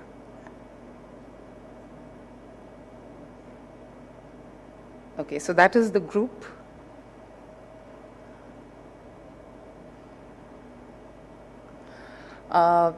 The second sort of project from 2011 is Land of Mine. I'm going to talk about Tushar Zog's Bombay Dowry. Land of Mine, we were talking about issues around land in Bombay. Tushar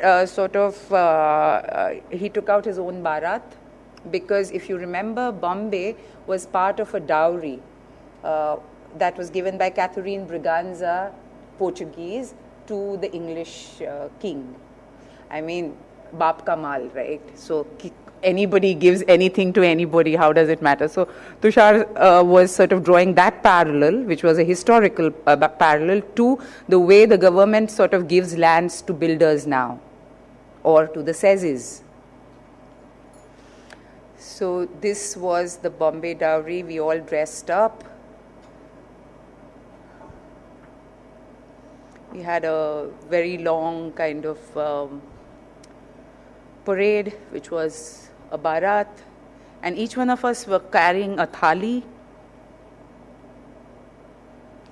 What he had done was he had taken soil from the various sort of suburbs of Bombay, and then we all carried it.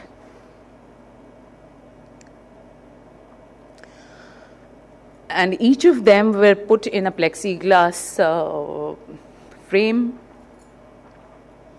And he had this kind of a certificate, and each of those frames were sold. It was 1 square foot, and each of them was sold at the same price as the cost of that suburb in Bombay.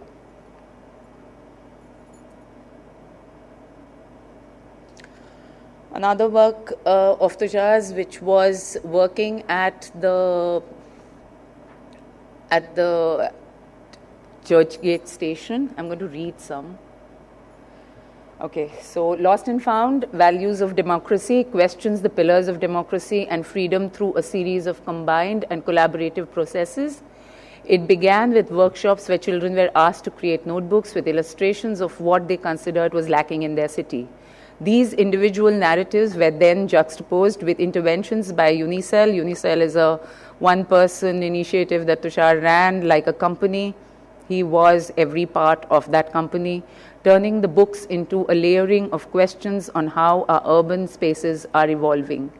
The books, alongside other objects, were subsequently dispersed on local trains in the city and retrieved from various lost and found departments at the railway stations. These different levels of participation and engagement, the children expressed their wishes for a better city, the artists intervening by adding layered meanings to the work, the commuters pondering over the messages in the books and actively returning them became the heart of a democratic artistic project.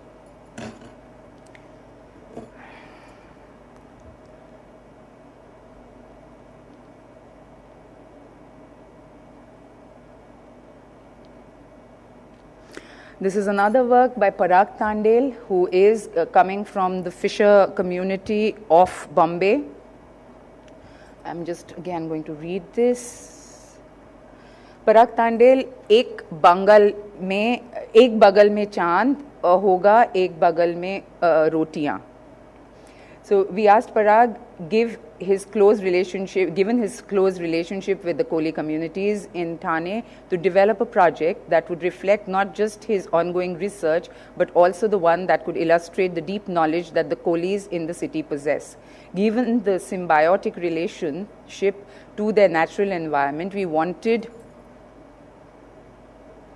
to develop a project not just in close association with them, but where they could actually determine the shape and the final form of the work. And this is how Parag conceived Ek Bagal Mein Chand Hoga, Ek Bagal Mein Rotiyan, which means, I guess you all follow that, right? So on one side lies the moon and on the other side lies the bread. As the title suggests, the project begins by looking closely at the two faces of the moon. It refers to the Koli or the fishermen community's dependence on the moon, to the literal and symbolic meaning attached to it today, where local livelihoods and traditions are on the verge of extinction. In an effort to reverse this sense of loss and drying of indigenous resource, trades and ecosystems, the women of Chendani fishing village and Apparao Gallery launched a dry seafood recipe contest.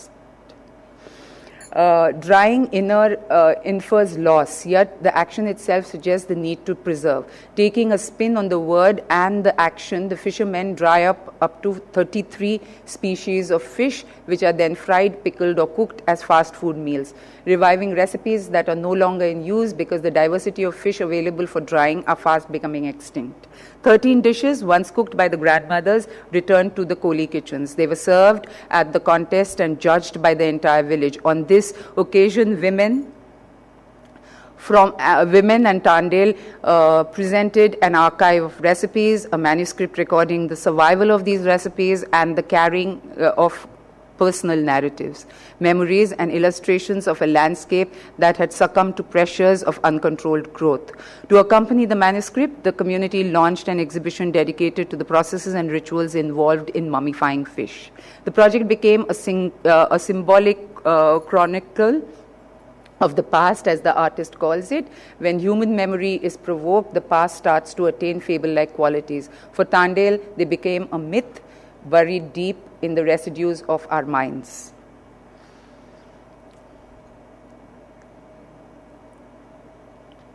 This, I'm going to, Chiara is not from India, so I don't know technically if I should be telling you about this work, but it was called Eat Your Color, 7 Days, 7 Gatherings and 7 Meals.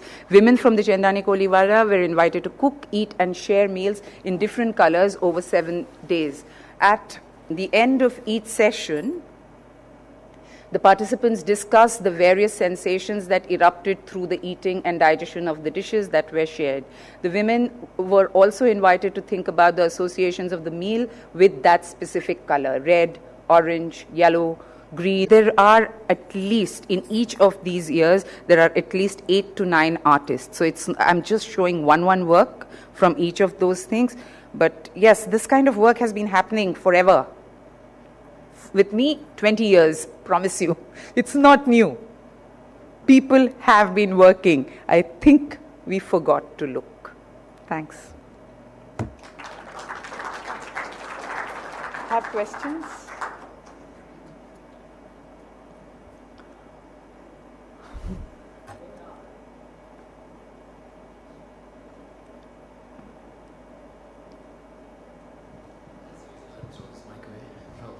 I can't hear you at all. Yeah, I'm not even speaking. Okay. Can you?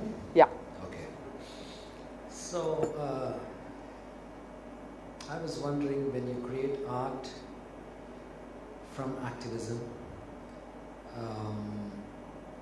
or when the activism is the basis for the art that you create, No. do you... Was that what came out of this? So what is it? No, I think I create because I am a citizen of this country and I see and experience what is happening around me, and that is the only way I can create art. I mean, it's not because of activism or for activism, it is what I experience. Yeah, I understand where you're coming from, but for the rest of us, when we see you, this is activism. Okay. And the art that you create is born out of that. So my question is, you clearly know what the objective is when you create the art. What kind of impact you want to deliver in the community or the people who are experiencing your art. Do you? No. Most of the times when I'm working with communities, I don't know. I really don't know. Like for the Land of Mine, where Tushar did his Bombay Dowry, I was also part of that show. And I was at the Annabhav Sathe Nagar, a place which knows me, place where I can easily walk in and out of all the 7 gullies. So there was a plot of land which we decided to clean because I wanted to make a garden. No, the specific question is, do you know when you create the art? I am getting to it. Yeah. So I wanted to make a garden. I knew what I wanted. But then what happened was we cleaned up the place and the men decided that the garden was not important. It was important to make, on the place that we had cleaned, the women, the children and us. We had done it and they made huts on it because they could get lots of money just renting these huts out. So I don't know. Because it's not something that I go and do. It is something that happens because we all sit together and we decide, okay, here is something, what do we do? And you do something to ensure that something happens. Sometimes, if we are lucky. So my question is, you do know that you want to create, ideally create this impact on the community or the people experiencing your art, yes or no?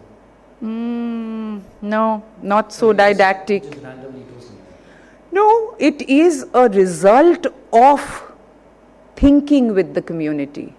No, okay, where I'm getting at is, do you really have an idea of what you want to communicate through your art? Or do you just express yourself because you've been suffering in the After seeing all this is the question you ask me. I really want to know. The reason why I asked that is... Yeah, no. So which means you have no clue. I think I do. I know what is it that, where I want.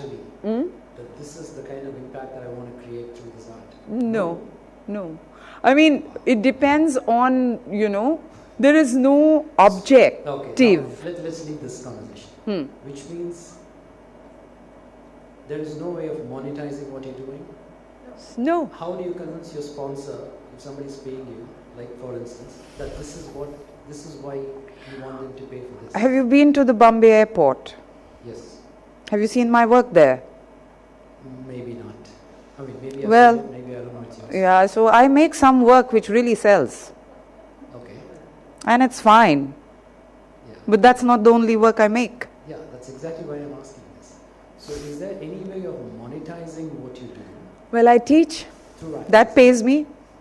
So which means any art that you create out of activism is down the drain. No, I think it's more important than... You don't know the impact. You're not going to monetize it. Yeah, so I mean really...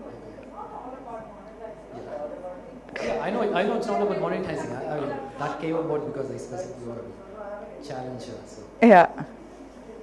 So she has no clue why she created. So I'm just trying to understand. Uh-huh. Yeah. Slightly related question because I'm more familiar with your practice as a maker. Yeah. This is a kind of making. Yeah. But because of my own involvement in text. Yeah. And what is the relationship between that aspect of your making and this? And how do they kind of relate to each other? One is certain kind of art that is shown in galleries and certain kinds No, of... I mean, I seem to be in a confessional mode today. The truth is, I made that, even the one that you showed, I made that sari, yeah, I made that in 98. You know, it's a long time ago. And that's the only thing that people want to buy. What can I do? Let them buy. I mean, that work we're talking about. But I mean... Sari made of... It's a sari made of thumbs up metal, caps, and Yeah. it's a comment. It is, of course, a comment. So there's a certain kind of relationship. Of course, of course. Do you see that consciously, and is it something that you keep alive, that part of your practice? Yeah, but you know, even making a bag is creative. I mean, I'm sorry, maybe people don't agree with it, but I do. The art world and the social development world, I think they very closely linked. Having worked for almost 25 years with NGOs and doing different kinds of projects, I see here an opportunity where the artists can work with communities and with NGOs who are there to bring about greater change, a greater impact, which can be measured as what he's asking. You're doing things, do they have an impact and that can be sustained over the years, bring about a meaningful change. I just want to put that in here because here's a group of artists who can really make a difference.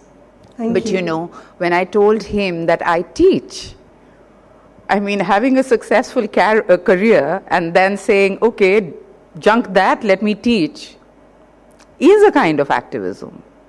So everything I'm doing is a part of my belief system. And if I am an artist, it's the only profession I have, then what I make is art. So I mean, these are not questions to be addressed. Okay, thank you. Thank you. I think that's taken us even further into this whole idea of what is art and how much of it are we connecting with. It's not all about owning it. It's not about hanging it on your walls. We're moving very, very far away from this. I don't know what we galleries are going to do, but then the answers are here. So can I invite Ram, who's going to give us even more ideas on this, this whole reaction, let's say, to the situation we're all in.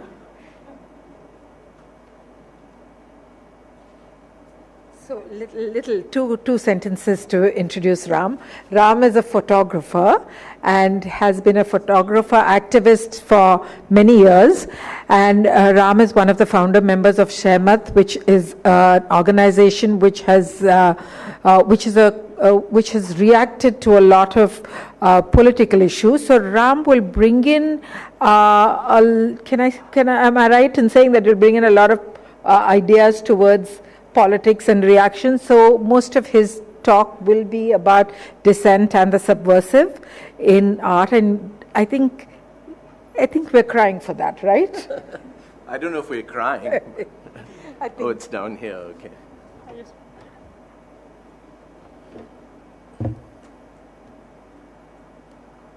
So I have 40 minutes. You have 40 minutes. Yeah, that's the one.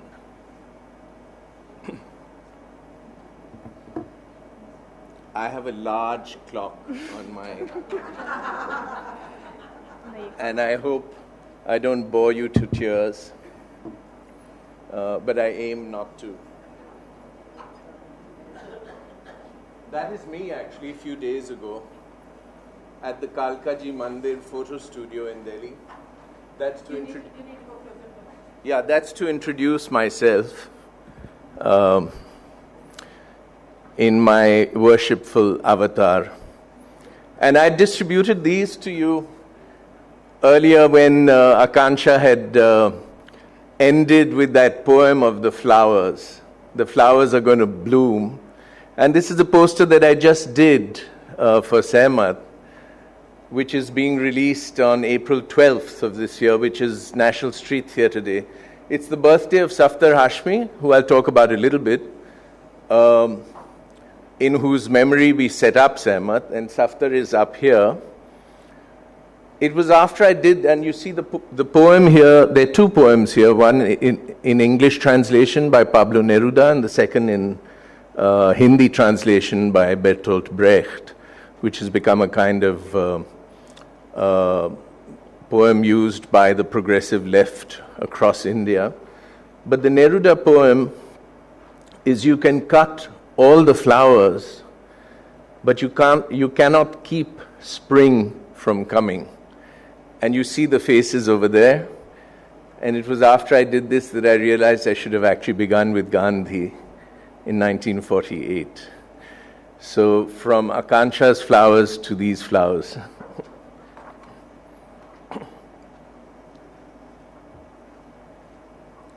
But Sharan had asked me to talk about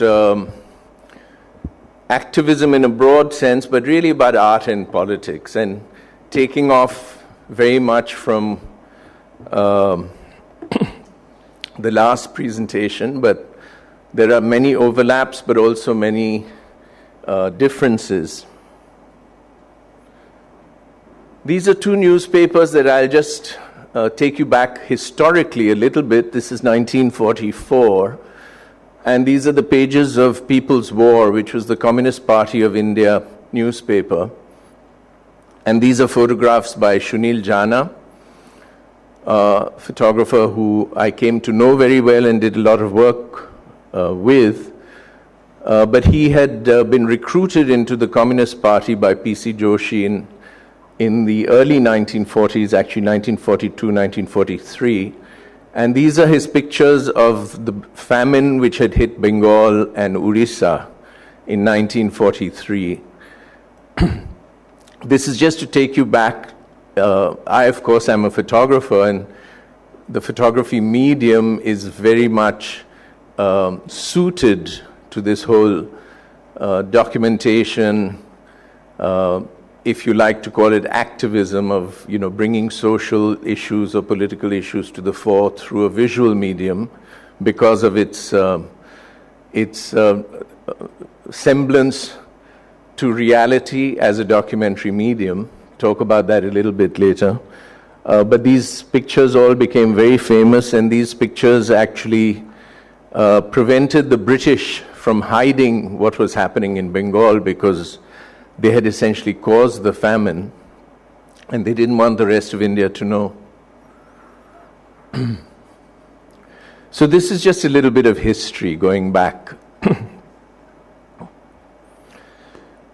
This was Safdar. In fact, can I just get a bottle of water?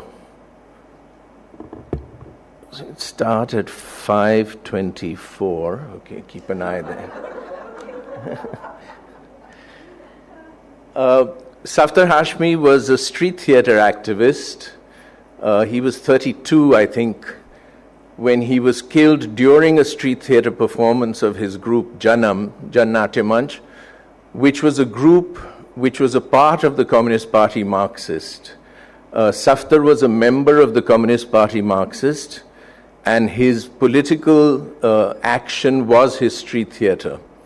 And they were performing in support of a labor strike on the outskirts of Delhi when they were attacked. The group was attacked, and Safdar was dragged down the gullies. His head was smashed, and one of the workers from the neighborhood was shot dead.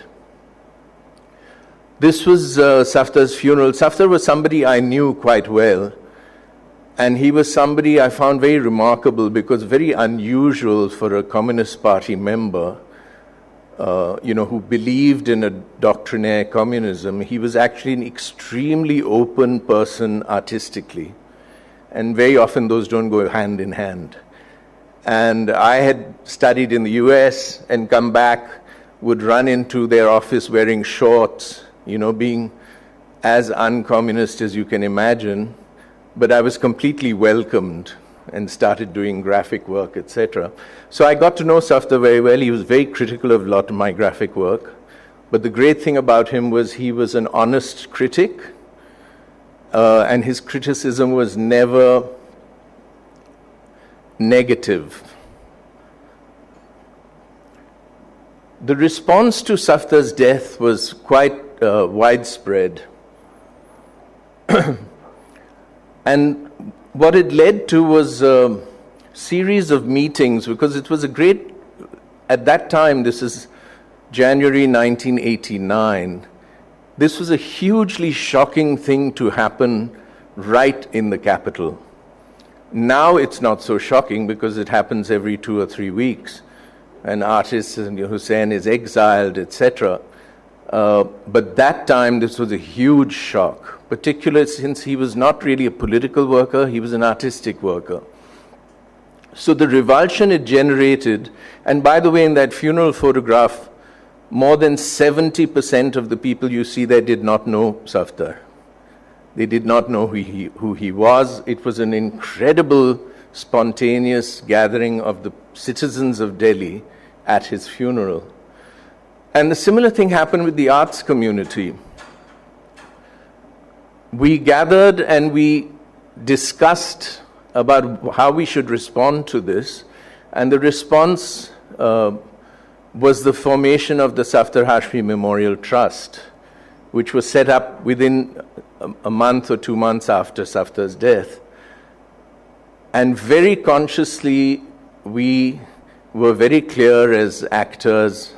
Safdar, of course, was an actor, so there was M.K. Raina, N.K. Sharma, Bhisham Sani, the great writer, Habib Tanveer, all of whom had worked with Safdar, and Bhisham Sani and Habib Tanveer actually go back to the Progressive Writers Association and IPTA, of which Sunil Jana was also a part, whose photographs I just showed you. We decided that we would have no affiliation with the Communist Party Marxist.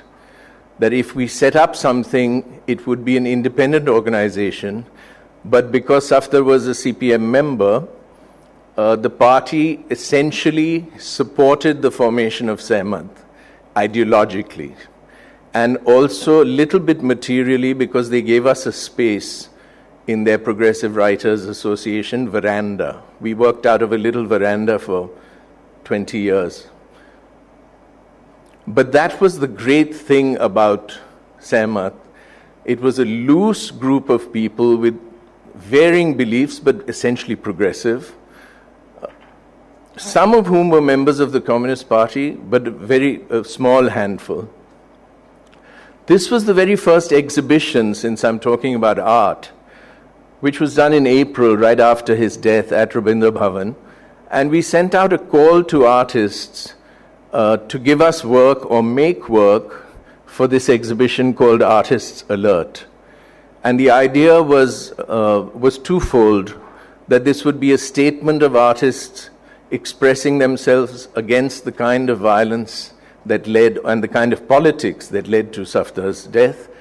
By the way, it was Congress Party-related goons who had attacked Safdar. This was in UP, this was just across the border. And this exhibition became one of the first of these protest exhibitions. We did, and this was of course for sale, we raised money, quite a bit of money at that time, out of which 13 lakhs we spent buying a bus from Tata, a Tata bus which we drove around India for almost 25 years, taking exhibitions, etc. So this is just a quick beginning. This is a work by Arpita Singh, who I'll talk about a little later. What I'm going to do is talk about Sehmat as an organization and its relationship to artists and how they have interacted with Sehmat through their practice, but then a little bit later, individual artists and their relationship to politics and society in the second part of the presentation. So this is Arpita, who has a great sense of humor, very funny woman, but her art is filled with a lot of brooding violence and, looking at the psychological violence and real physical violence in our society. But she paints in this very lyrical, almost beautiful way. So there's a kind of edgy contradiction in her work, because the paintings can be very beautiful, but the subjects can be quite grim. This was Arpita's work there. This was Altaf's, which is a head of a man killed on the sidewalk. And what we started doing was conceiving projects, sending out calls to artists, but all of these were conceived in group meetings. And every project we did had an idea behind it, or a intellectual basis, or an academic basis, a theoretical basis to the call. This was something quite simple. This was called Images and Words, where we sent a small piece of canvas, which was 10 inches by 10 inches, to writers, to poets, to photographers, to painters across India, for them to make some work which was related to the rising communalism which we were witnessing, and the rising violence we were witnessing in India. This was in 1990, Safdar's 89, 90, this is 91. And we got about over 400 responses from people, some of them quite amazing, I mean, living legends. These were just simply pasted on pieces of jute, taken to 17 or 18 cities across India, where they were carried in public processions and also showed on those simple bamboo structures. They ended up being auctioned in Bombay at the Apparao Gallery by Nasiruddin Shah, and I've forgotten who the second auctioneer was, for a little bit of money. And basically the money that we raised covered the cost of producing this, the cost of travel, and also the documentation book. Now we got texts which were from almost all the Indian languages, all of which were translated into both Hindi and English, and all published. And that's something we've been very particular about. Every project we do, we end up with a publication, because that's something we believe that lasts.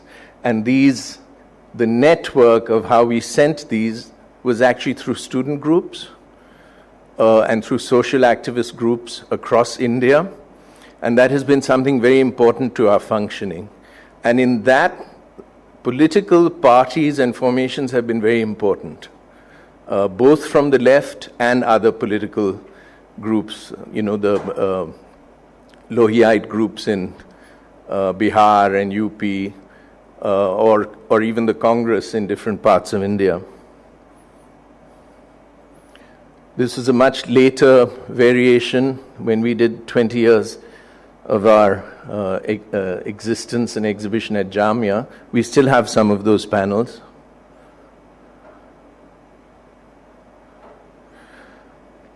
This is right after the demolition of the Babri Masjid.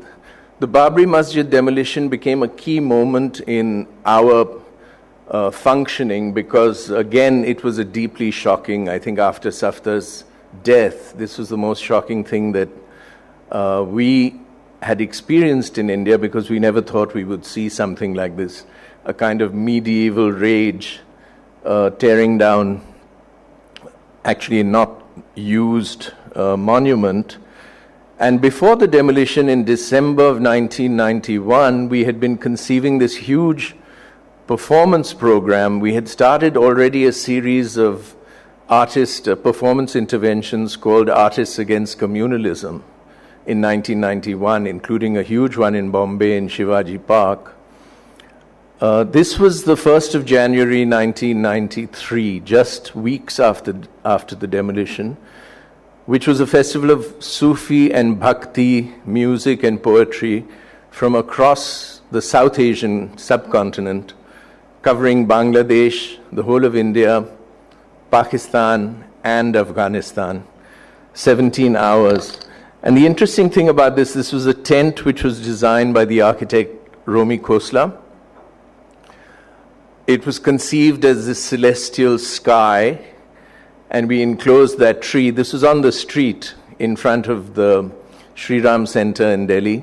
The street we had got named after Safdar. It used to be called College Street, and there was a big public move to have the street named after Safdar because there are many theaters on that street.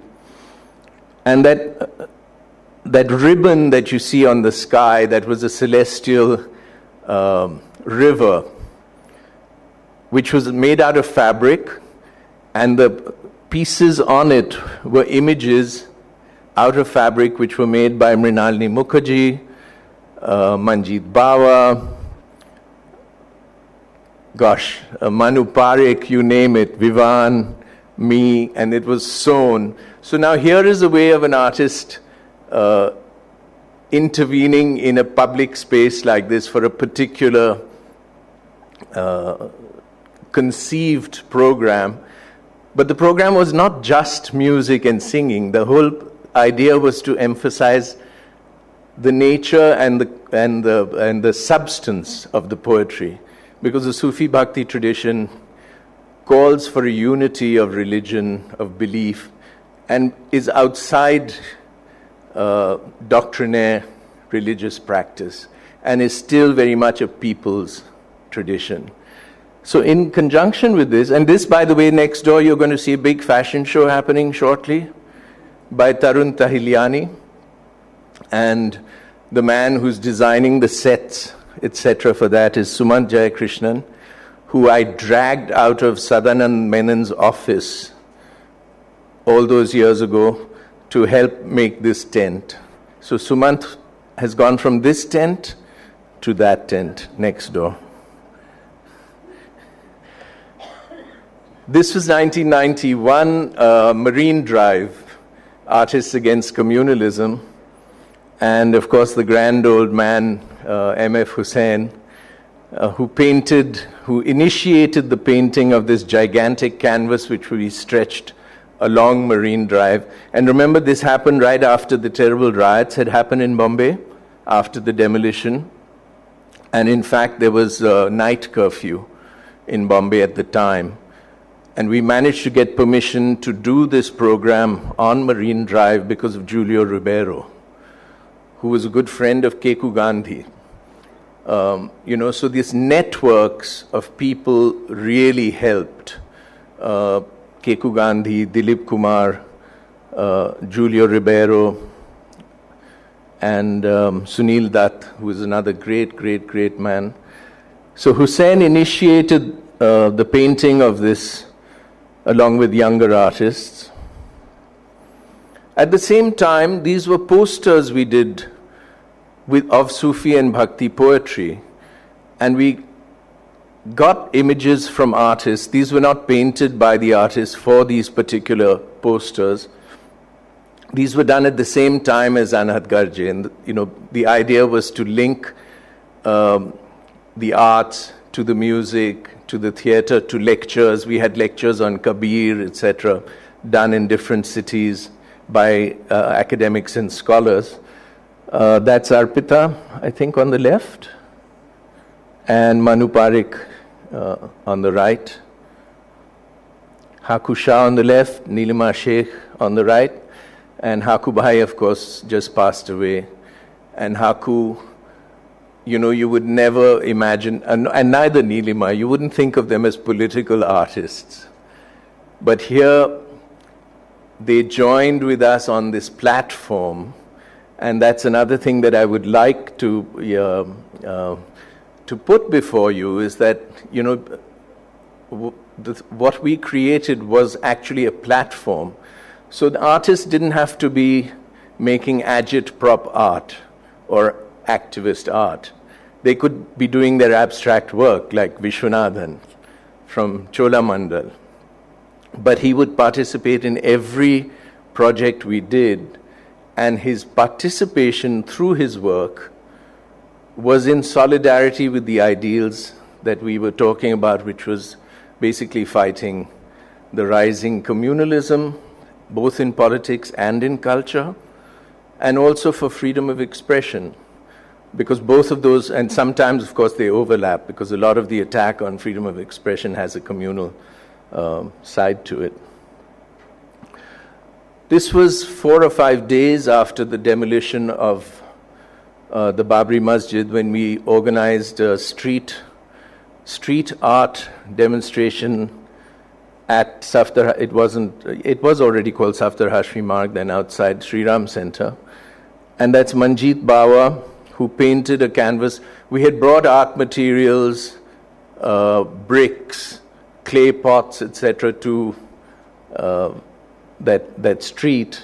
Delhi was under Section 144. So we were told that not more than 4 people could gather. And busloads of police arrived, women police, men police. And we had lots of prominent people there. My mother was alive, Swaminathan, who looked like he came out of the gutter.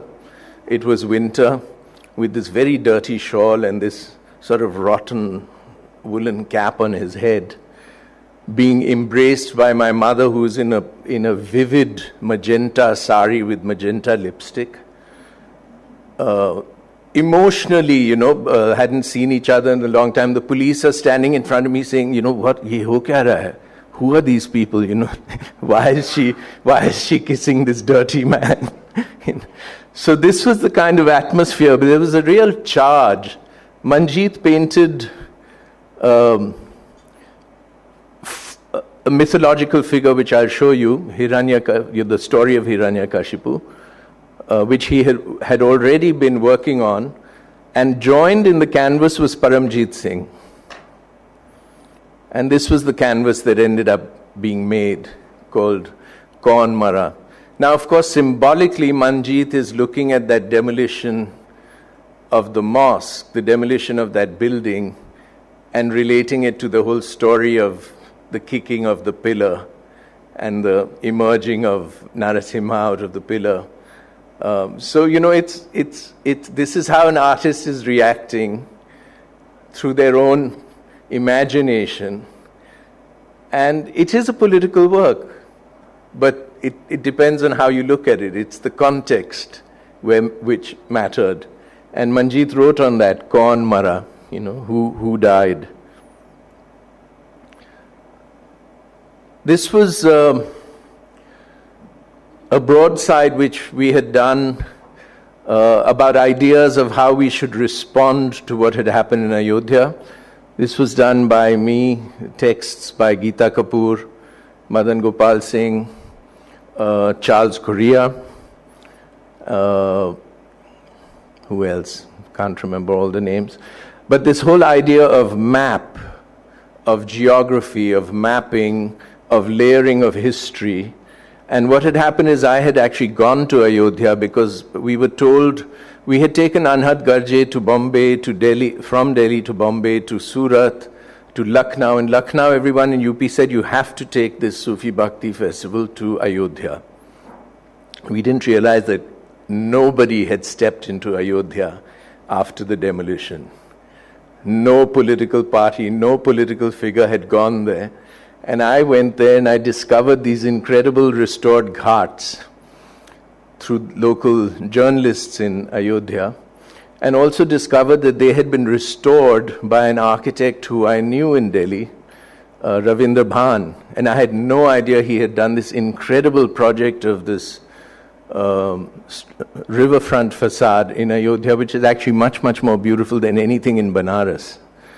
The river had shifted, and what he did was he made this water tanks in front of the old facade for the UP irrigation department. So it had nothing to do with archaeological survey, it had nothing to do with any restoration agency. It was the UP irrigation department which had done this project. So I got these drawings from Ravindra Bhan. This broadside ended up as this, we did a huge performance event, which was to reclaim Ayodhya for all of us, as all of us Indians. That's IPTA from Patna who are performing in front of those ghats. We did this under great duress. The state government tried to stop us. The central government tried to stop us. The local police cut the electric wires. Suhail Hashmi had to run around in the middle of the night to find it. In the press, for us, was very important because this was a way of getting out to the public.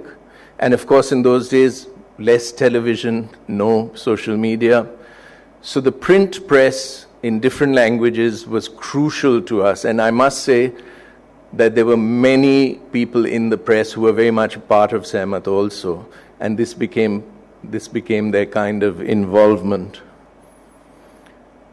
This I'm showing you is a work by Ghulam Sheikh. Now this is how an individual artist, Ghulam called me, this is of course done many years later, and he said, can I get those drawings of Ravindra Bhan? He said, those are so beautiful, those drawings of the facade. Can I get them and use them in a print? So I connected him with Ravindra Bhan, who very happily agreed. So this is how Ghulam ended up using that work and that research from that performance in a work that he did, which is on Ayodhya. And he's used figures from medieval painting, miniature painting of Rama and Lakshmana and other figures. But this is how an artist transforms something like that into their own personal practice. In a very subtle way, because again, if you look at this, you wouldn't read this as something which is loaded with politics. But a lot of Ghulam's work has that. He's done this work on Ahmedabad and the riots. I'm just showing you a few key projects. This was the postcards for Gandhi done in 1995. And somebody here asked me earlier today that why Gandhi? Why is Gandhi looming again? Why Gandhi? Why Gandhi going to Venice, etc.? Well, certainly after the demolition of the mosque in Ayodhya, Gandhi really rose as a ghost for all of us. And Gandhi was never or the left had never reconciled with Gandhi historically. So for Sehmat to get involved with Gandhi and pick up Gandhi for the left became a huge issue. But luckily, since we were not under any doctrinaire hand of any left party, we were able to do what we wanted to do, including getting lectures by Irfan Habib, who's a very hardcore CPM member, but one of our great, great historians. So we sent out this call, and as I said, every call we sent out, we would send texts, either theoretical texts or historical texts or a statement by the artist, so that you don't just say make something on Gandhi, but you give a reading list, that here is some information, here is some history of how Gandhi has been portrayed in the arts before. Here's Ram Kinkar, here's so and so, here's some photography, here's Shunil Jana Gandhi. And the end result, you see, it's Rekha Rodwitya, Surendran. We came up with this project of doing postcards, artists making actually a postcard-sized work, because Gandhi used the postcard on a huge scale to reply to almost anything that he ever got, because it was the cheapest means of communication. So for us, that became a kind of poetic idea, and how to evoke Gandhi. And I certainly think that this project brought that image of Gandhi back into contemporary Indian art. This was 1995. So this was done and this was actually a gallery project. This was not a street project. We opened in 6 galleries in 6 cities of India on the 2nd of October. So each artist had done 6 different works, and each gallery, each city had a different work. And we put this down here. Again, as I said, did a book, and I don't have the book because that's sold out. But we printed not all, but now we've done 3 sets out of the 6. And this was printed just last year with better printing than in 1995. So all the 100 cards are in this little box as postcards.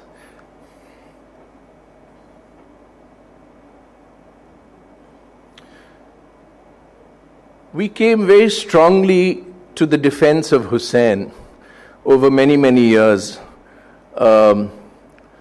doing public marches, doing symposia, publishing books on his work and on the whole issue of the attack on Hussein, because we saw it as a completely communal issue at the time. And you all know what happened to Hussein. He ended up being forced into exile and dying in exile. But how we celebrated Hussein, because whatever we do politically is actually through creative work, through the arts. So we celebrated him a couple times. This was his 92nd birthday. We had a birthday party for him outside Sehmat in Vittal Bhai Patel House. We got shadi bands to play his favorite old movie songs. This is early web, when we actually got him on Skype from London, and that's my laptop, which I carried through the crowd. And it was actually a very emotional moment, because here's this old man who's meeting a lot of his friends on the lawn that day through Skype, people who are writing poetry, reciting poems and chatting with him, etc. Emotional and deeply sad that we could have exiled someone like him. I got hoarding painters to paint images from his autobiography, and Shabana joined in filling some of the work on that day. So this was celebrating Hussein with fireworks, with mithai. This is 2015. Now by 2015, the new government had come in, of course, in 2014. The Times of India asked me in the fall of 2015 if I would help them work on their Times Lit Fest, which was happening at the Mehboob studio in Bombay, which they do every year. That year they wanted to the theme was going to be freedom of expression. And I said, are you really sure you want to do this, particularly in Bombay? Because by 2015, Sehmat had not been able to step into Bombay in any form for 17 years. And part of it was because of our defense of Hussein. We couldn't have an exhibition, even if it was not a hugely political exhibition. So Bachchi Karkaria said, no, go ahead, do it. She gave me an open hand. And for the first time, I got a number of artists in Bombay to do these banners. And this was after the killings of Kalburgi, Pansare, Dabholkar, which had happened between 2014 and 2015. It was, of course, 2 years before our dear friend Gauri Lankesh was murdered at her doorstep in Bangalore. But here you see how we hung the banners, along with history of banners from Sehmat's projects before.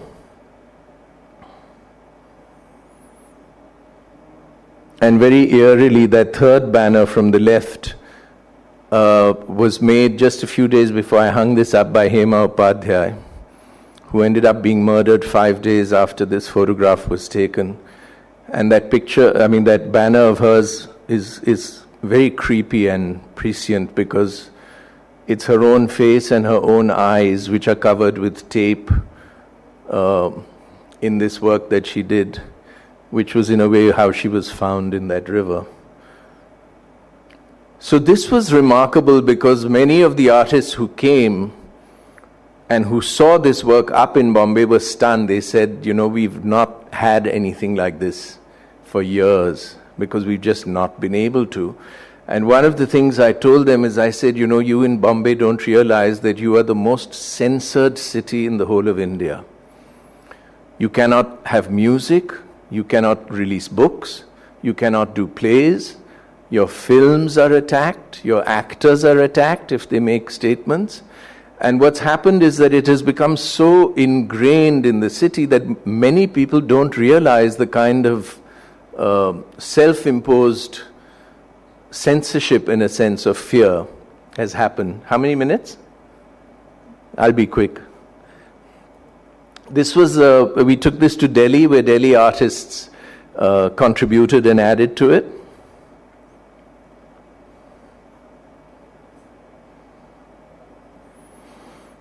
And a very simple project with young photographers. As I said, photography is a medium which is very suited to social issues. This was done 2 years ago when the big farmers' protests had started.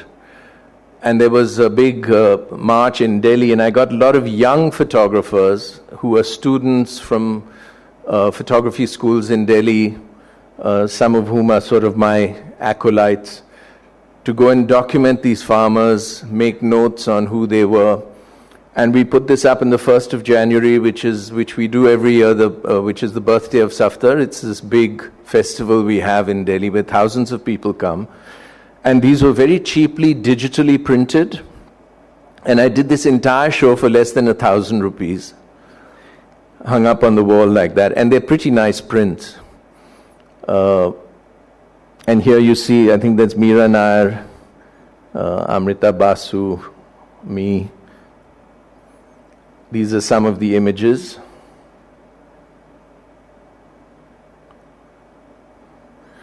And just now in the Chennai Photo Biennale, to remind you, this was the exhibition in the College of Art, and this was work by Sainath, where he's been doing this whole documentation of rural India. This was working women in rural India. And you see how he mounts it in this very informal, simple manner, which is how Pushpamala showed it. But a very strong social statement in an exhibition which had a lot more conceptual work, actually. I thought the Biennale was actually a fantastic piece of work of curation. And this, of course, Vijay Jodha, which we had shown also on the 1st of January in Delhi, these incredible portraits of widows of farmers who had committed suicide holding images, or daughters of farmers holding images of their family members, either fathers or husbands or brothers. Very moving, powerful, huge wall. So this is, this is an individual who's making this work. Vijay just did it on his own, but he did it because of conviction. This was from last week, just to show you the importance we place on publication, as I said, and books. We were showing Anand Patwardhan's latest film in Delhi. And that's Haku Shah's book on the left and Parthiv Shah's poster on the right, which he had done right after, about 3 days after the Babri Masjid demolition, which we had inserted in newspapers in Delhi at the time, in 1992. And this, of course, is the poster that I just showed you, the latest. You can cut all the flowers, but you cannot keep spring from coming. And I think that's very important. This is just an image by Zarina, a work that she made for us. Again, an artist whose work, of course, is deeply political, deeply personal, on issues of communalism. This was done for one of our exhibitions.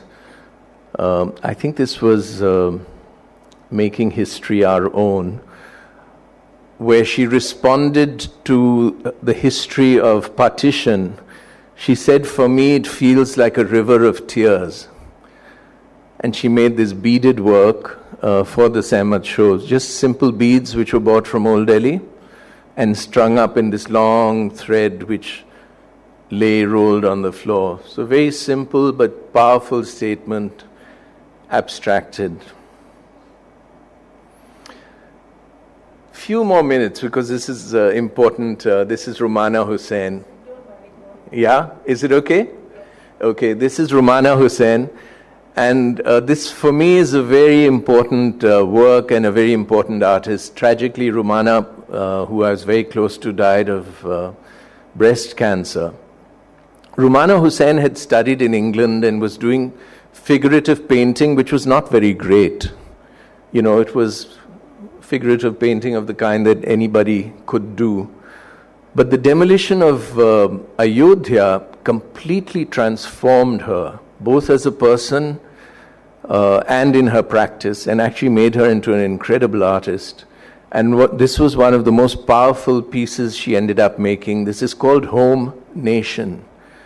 And it dealt with precisely those issues of the home, of the personal, and of the nation, and what the nation was becoming.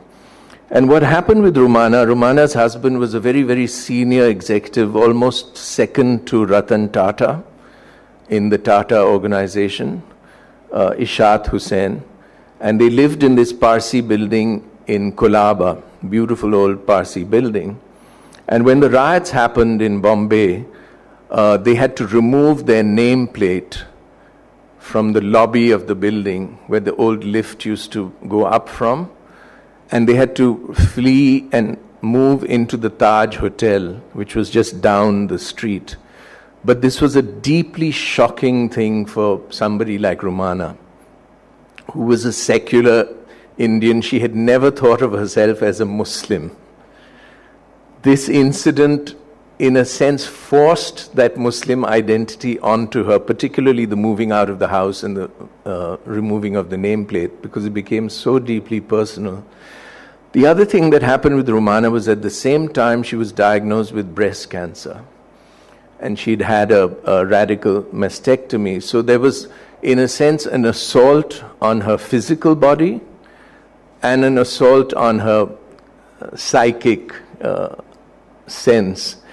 And she ended up making this work combining photography, writing, images, objects. And those pictures you see on the wall, the contact prints, are of her maid rolling chapati. Because I had stayed with Rumana in Colaba at one time, and she told me that the maid had these sores on her mouth, these white sores on the inside of her mouth, and that her husband had died the year before. So when she told me about the sores, I said, Rumana, that's AIDS. And I knew that because of all my friends who had died in New York. And that was thrush, that was an infection that you got with AIDS then. So Rumana was shocked. She said that she won't let us take her to our doctor. And her mother had come from the village. I said, that's because she will find out that you will find out that she has AIDS. And she's probably worried that you would throw her out of the house. And Rumana got, she almost burst into tears. She said, how can somebody even think something like that I would do that? And it disturbed her deeply. But it turned out that she did die of AIDS, the maid. So she created this work which combines images of doorways from the region that Rumana came from, which was Lucknow. She came from a very prominent family in Lucknow. On the left, with open mouths, with the tongue, which related to the infection of the maid, but also to the cut papaya, referring to genitalia, looking back at Frida Kahlo, etc. On the ground, there was a bed of rice with diyas. And on the wall in the back, there were images which she had shot when we went to Ayodhya at Anhadgarje, of the mosques and the temples. And little details of these plastic negative holders which had objects. There was a knife, and she wrote about cutting, slicing, cutting, chopping, related both to kitchen and of course also to body and bodily violence. She had objects like the surma holder, identifications of what people would traditionally think of, related to Muslim women, the parandi, etc. So this was a, very deeply personal work, which really encompassed this whole notion of the home and the nation.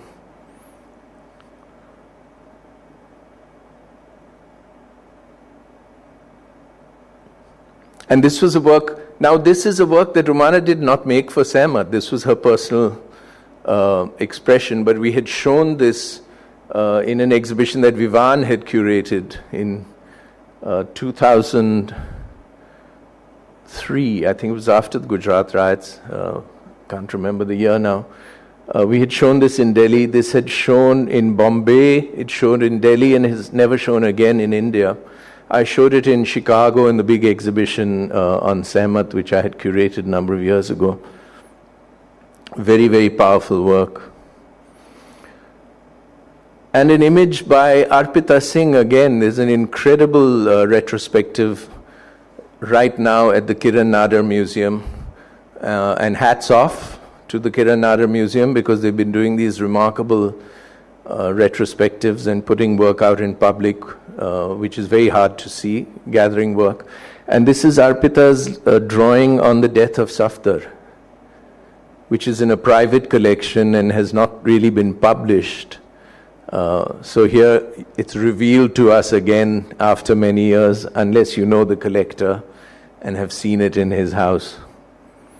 Now again, as I said, Arpita is not known as a political artist, but if you look at her work, this is the work which was commissioned by K&M Arab. What's the title of this, Sita?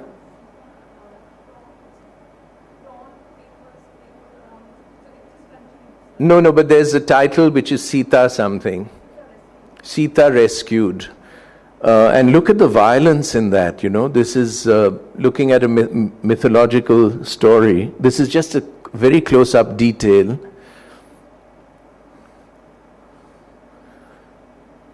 Another painting, a detail from Arpita. And I'm going to end with just a little bit of my own work. This is a photograph from 1984 of the survivors of the Sikh massacres in Delhi, taken about a day after the bodies had been removed from Trilokpuri. This is across the river. And this is not normally the kind of photography I do. I don't do photojournalistic work. I happened to be in Delhi. At that time, I was actually working at the Deccan Herald at the time in Bangalore, designing a magazine for them. And I went for relief. That's Laila Kabir on the left corner. And what's her name? Dandavate. Premula Dandavate. I don't know how this odd group gathered then, I have forgotten, but we went for taking relief, blankets and biscuits and food, etc., and we found these people. He was the only Sikh man left alive in that gully. All the other men had been slaughtered. This is a woman who's holding the finger of her husband, which had been chopped off to take his gold ring. The men had been killed by putting rubber tires on their heads and setting the tires alight. Now these photographs have become kind of iconic pictures of 1984 because there are very few images from that time. And they were carried a number of years ago on this truck in a giant public display from Amritsar to the Bangla Sahib Gurdwara in Delhi. And when they were displayed in Delhi, this is a very informal display. They've now been actually put up as a permanent museum in the Bangla Sahib, which I haven't seen as yet. Huge blow-ups. But when they were seen in Delhi, it was the Hindu, a reporter from the Hindu who found that woman who's holding her husband's finger. She had come and she said that's my photograph. And I had written the name of her dead husband, but I hadn't written her name when I took the pictures.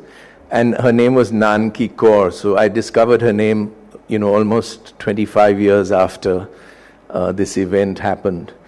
And for me, this and the other exhibition that I'll just show you are the most powerful exhibitions I think that I've ever participated in. The other was this. This is the Gulbarg Society in Gujarat. And we had worked for many years with Tista Setalwad, who's been fighting for justice for the victims of the Gujarat riots from 2002.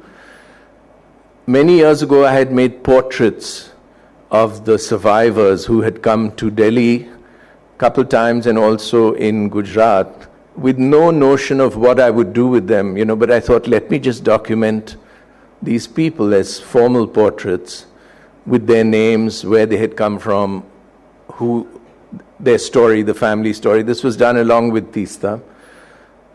And she did a memorial in Gulbarg Society. This, of course, is the middle-class society, Muslim society on the neighborhood of Ahmedabad, which was attacked, and 62 or 63 people were killed here, including Ehsan Jafri, who was a very senior Congress leader of the time. And I put up these pictures in these very cheap bazaar frames, they're very small prints, and they were hung in the ruins of the houses. This was for the 10th anniversary of the massacre. And many of the survivors had come. Shubha Mudgal sang from one of the roofs of the burned out buildings that evening. And this was a street theatre poster done for Sehmat in that year of that photograph. So this is, in a sense, a way of putting my own practice out into a public space. And much of what I've shown you has actually been art which has not been in galleries, but has been in the public realm. Thank you. Sorry, I took a little extra time.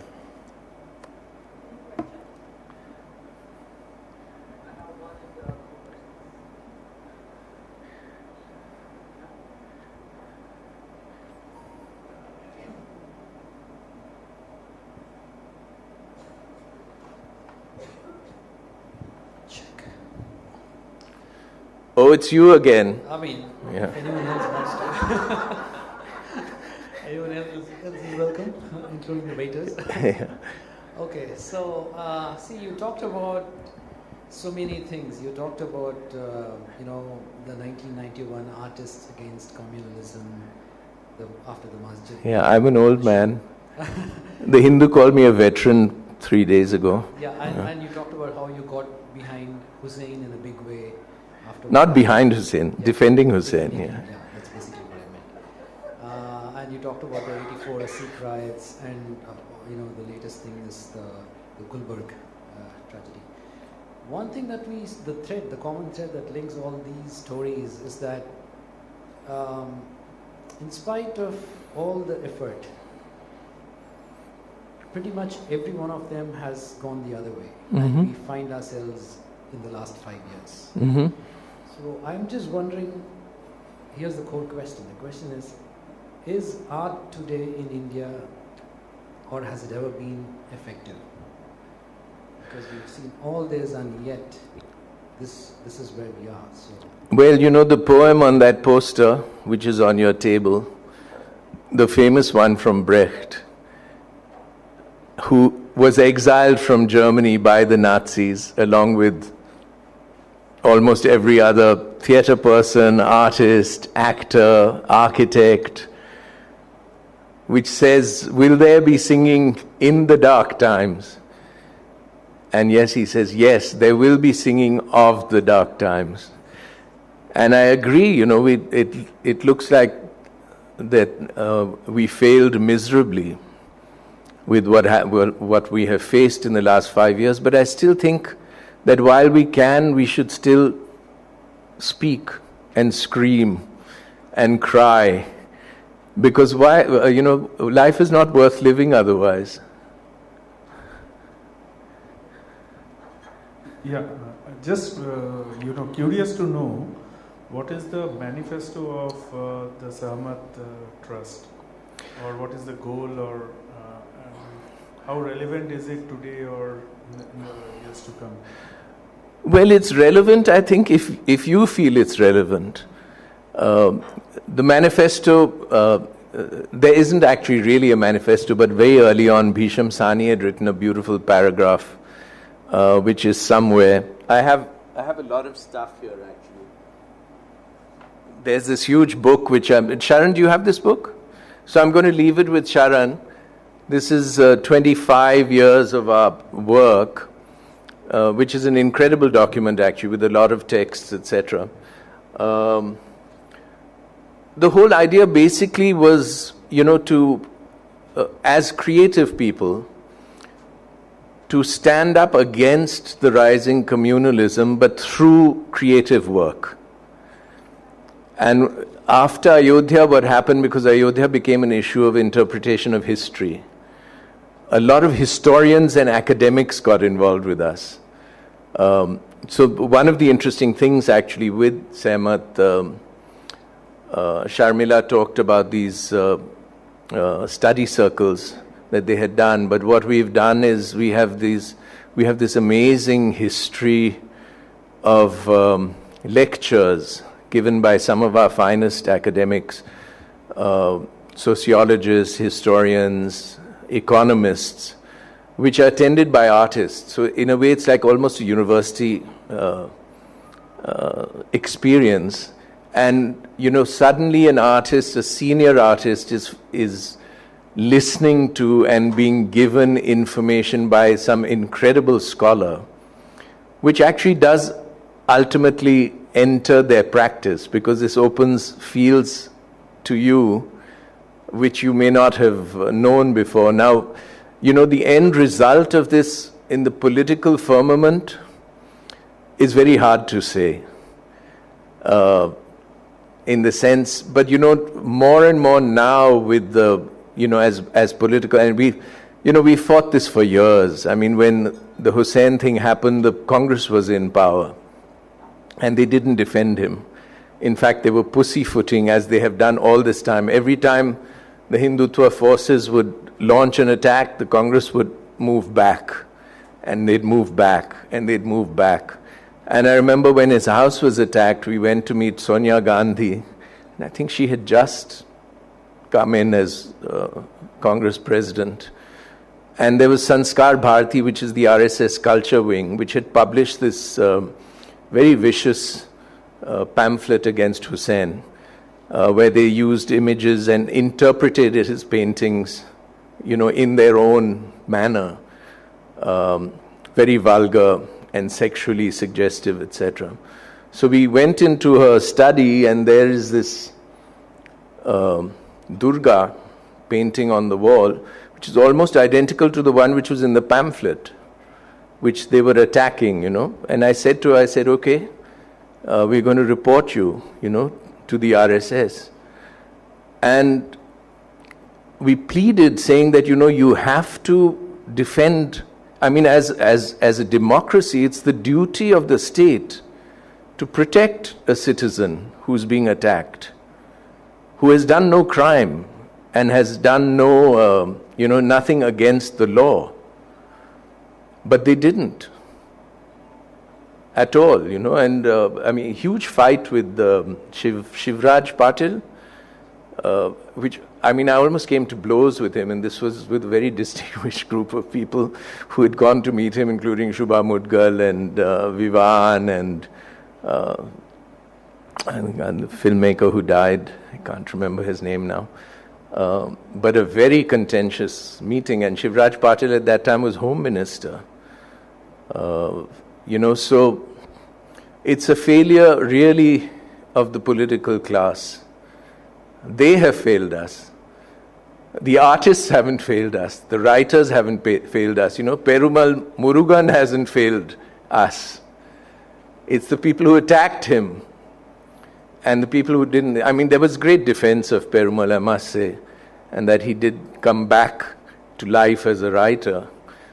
He was also an issue we took up. I mean, we've taken up hundreds of issues, but we had this incredible meeting in Delhi with Romila Thapar, talking on his work when he was still essentially underground, with his publisher, whose name I forget. It'll come back to me. That's right. Any other? Mine is a comment slash question. Yeah. I think this the question, the nagging question of is art effective, and a lot of times it's also it's in a very particular way asked of publicly engaged art time and again, especially in South Asian region, in Latin America, where governments and the political class have failed us, is where artistic practice steps in to do a lot of work that the governments should be doing. Right. And in that sense, I would really like to appreciate and thank and express gratitude towards your practice, towards Sharmila practice, towards so many other artists of your generations and before and after. Hundreds of you who are really the conscience keepers of our times. Of course, it does not help us prevent another Babri. Of course, it doesn't help us prevent another Godhra. But I think we also need to start to look at the longer term engagements that workshops, events, traveling exhibitions, like the ones that you and Sharmila and others have created, and the way that they have inspired subsequent generations. A lot of us have come to art practice having seen the kind of work that you have put up. I also hear a poetic lament in these practices. It's almost a nagging voice that is, you've embedded these voices in our conscience, and then not letting us forget what the state wants us to forget, what the people want us to forget.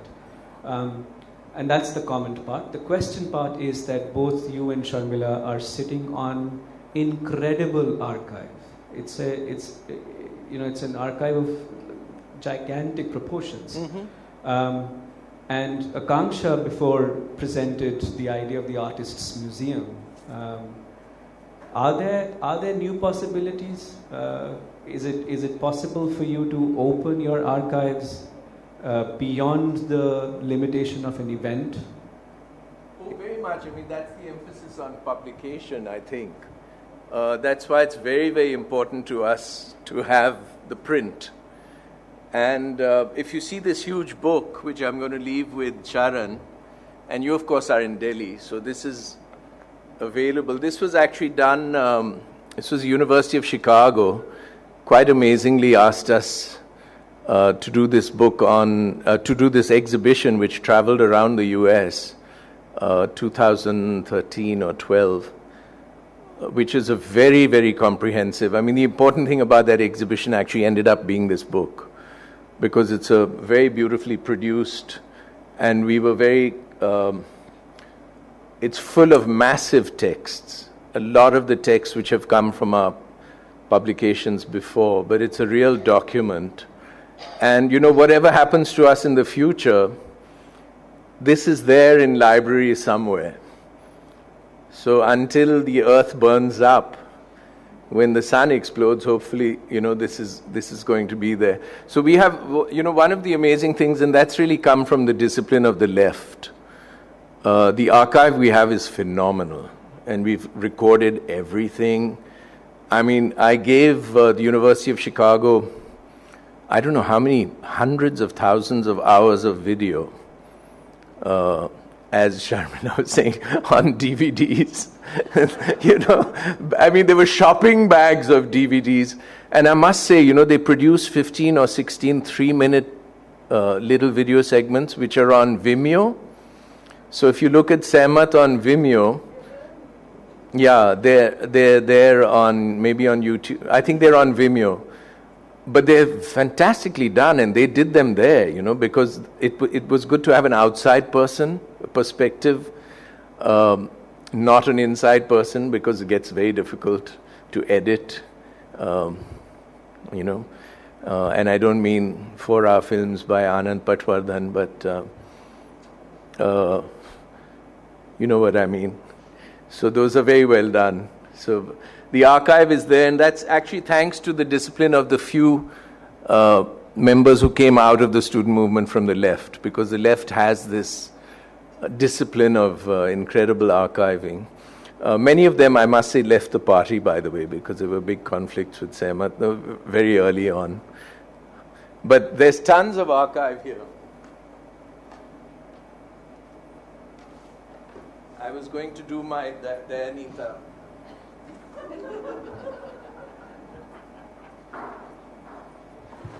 You can all come and help.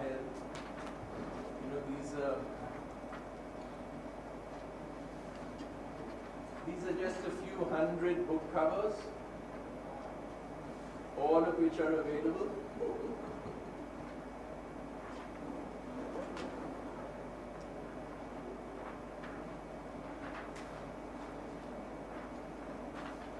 Some of them got taped back to back.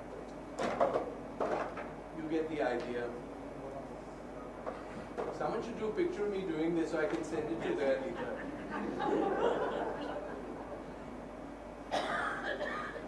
But how will I get it? A card shot? Yes. Or maybe against this, even better.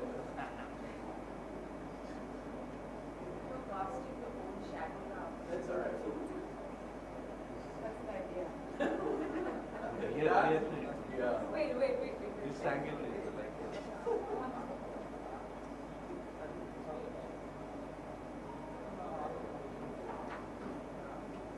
So anyway, here it is. Thank you all. Sorry I It's okay. Thank you so much. It's been moving. It's very, very moving, Ram. And, you might wonder why I chose this image. Before I give credit to Amitesh, it really is a reflection of our time, the violence we're facing, and what will hold us together. And we hope it's art. And I use that. Thank you for allowing us to use that. And I thought that we should, I think that's what we'd like to talk about and see how art is going to link us all together. Thank you all for being here. Tomorrow we start at 10:30 in the morning and it will go on. Please have some high tea. At least the food will hold us together for this evening. Ram, thank you. This is lovely. Yeah.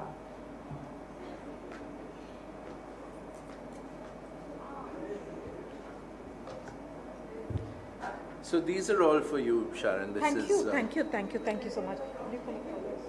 So we have everything together for my library. You'll see my library tomorrow. Yeah, because then people can access. Yeah. Please, thank you. That's perfect.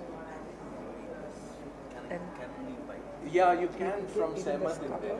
All these covers and that small. Yeah, come there or we can mail it to you also. It's easy enough to do. And the Sehmat is, if you go online, you'll find the address. It's 36.